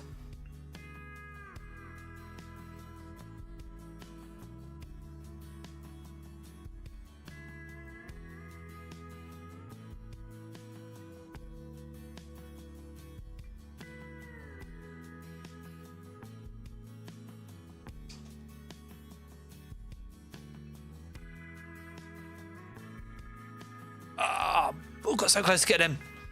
Savara scales, silvers. Silvers hit so hard. So you can see, I think I like kill power, very, very good. It's just we have to really, really charge up. Oh, damage sigil. Can I get there? There's 2 of them.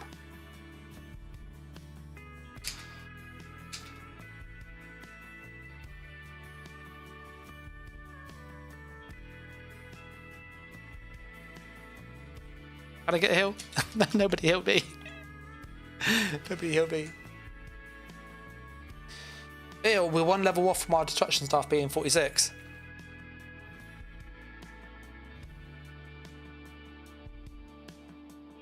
But yeah, I think that this spec bow definitely gives you that big oomph. You're spending a lot of the time trying to charge it.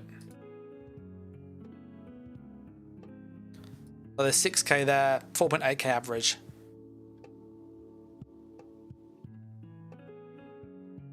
$6k there, 8k if it crits. 6k. So you can see like it's like consistently around 6-7k.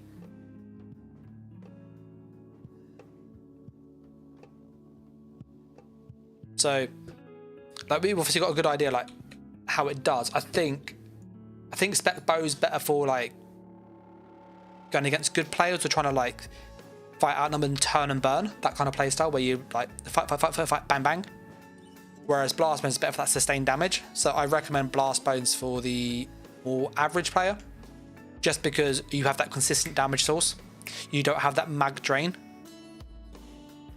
Whereas like with the spec bow, you do have that magical drain because you have to pay for the skill. Yes, you get a bit of healing, but the healing's not reliable. And obviously the blast bones one gives you more consistent damage, which I think is probably easier to use. I'm going to call it here though, but it gives you an idea of what I've been working on for the past week and a half. It's taken a lot of time to farm all of the sets. If anybody's like unaware of Infinite Archive, in order to get these class sets, you have to jump in, complete the entire arc for 1 piece, and then you can either get the Basalt Blooded one or the Power Band, and then you have to then get the right weight. You can obviously buy the coffers, but they're 2,000 for a random piece, which might not be what you need. So that's why I've been a bit sort of behind on some of the videos recently, because of farming this set and also Essence Thief for this build. But that said, this one's finished. I've got a Templar on the way, which I'm farming some sets for to get out, again, Oakensoul for those people that need it. And I'll kind of have some more Oakensoul builds for the other classes very soon.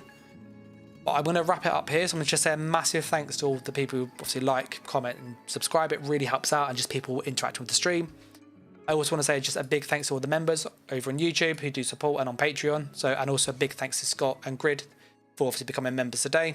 If you want to support myself and get access to videos early, exclusives and so on, there's details down below. But I'll catch you next video or stream. So thanks for watching, guys. Take care and bye.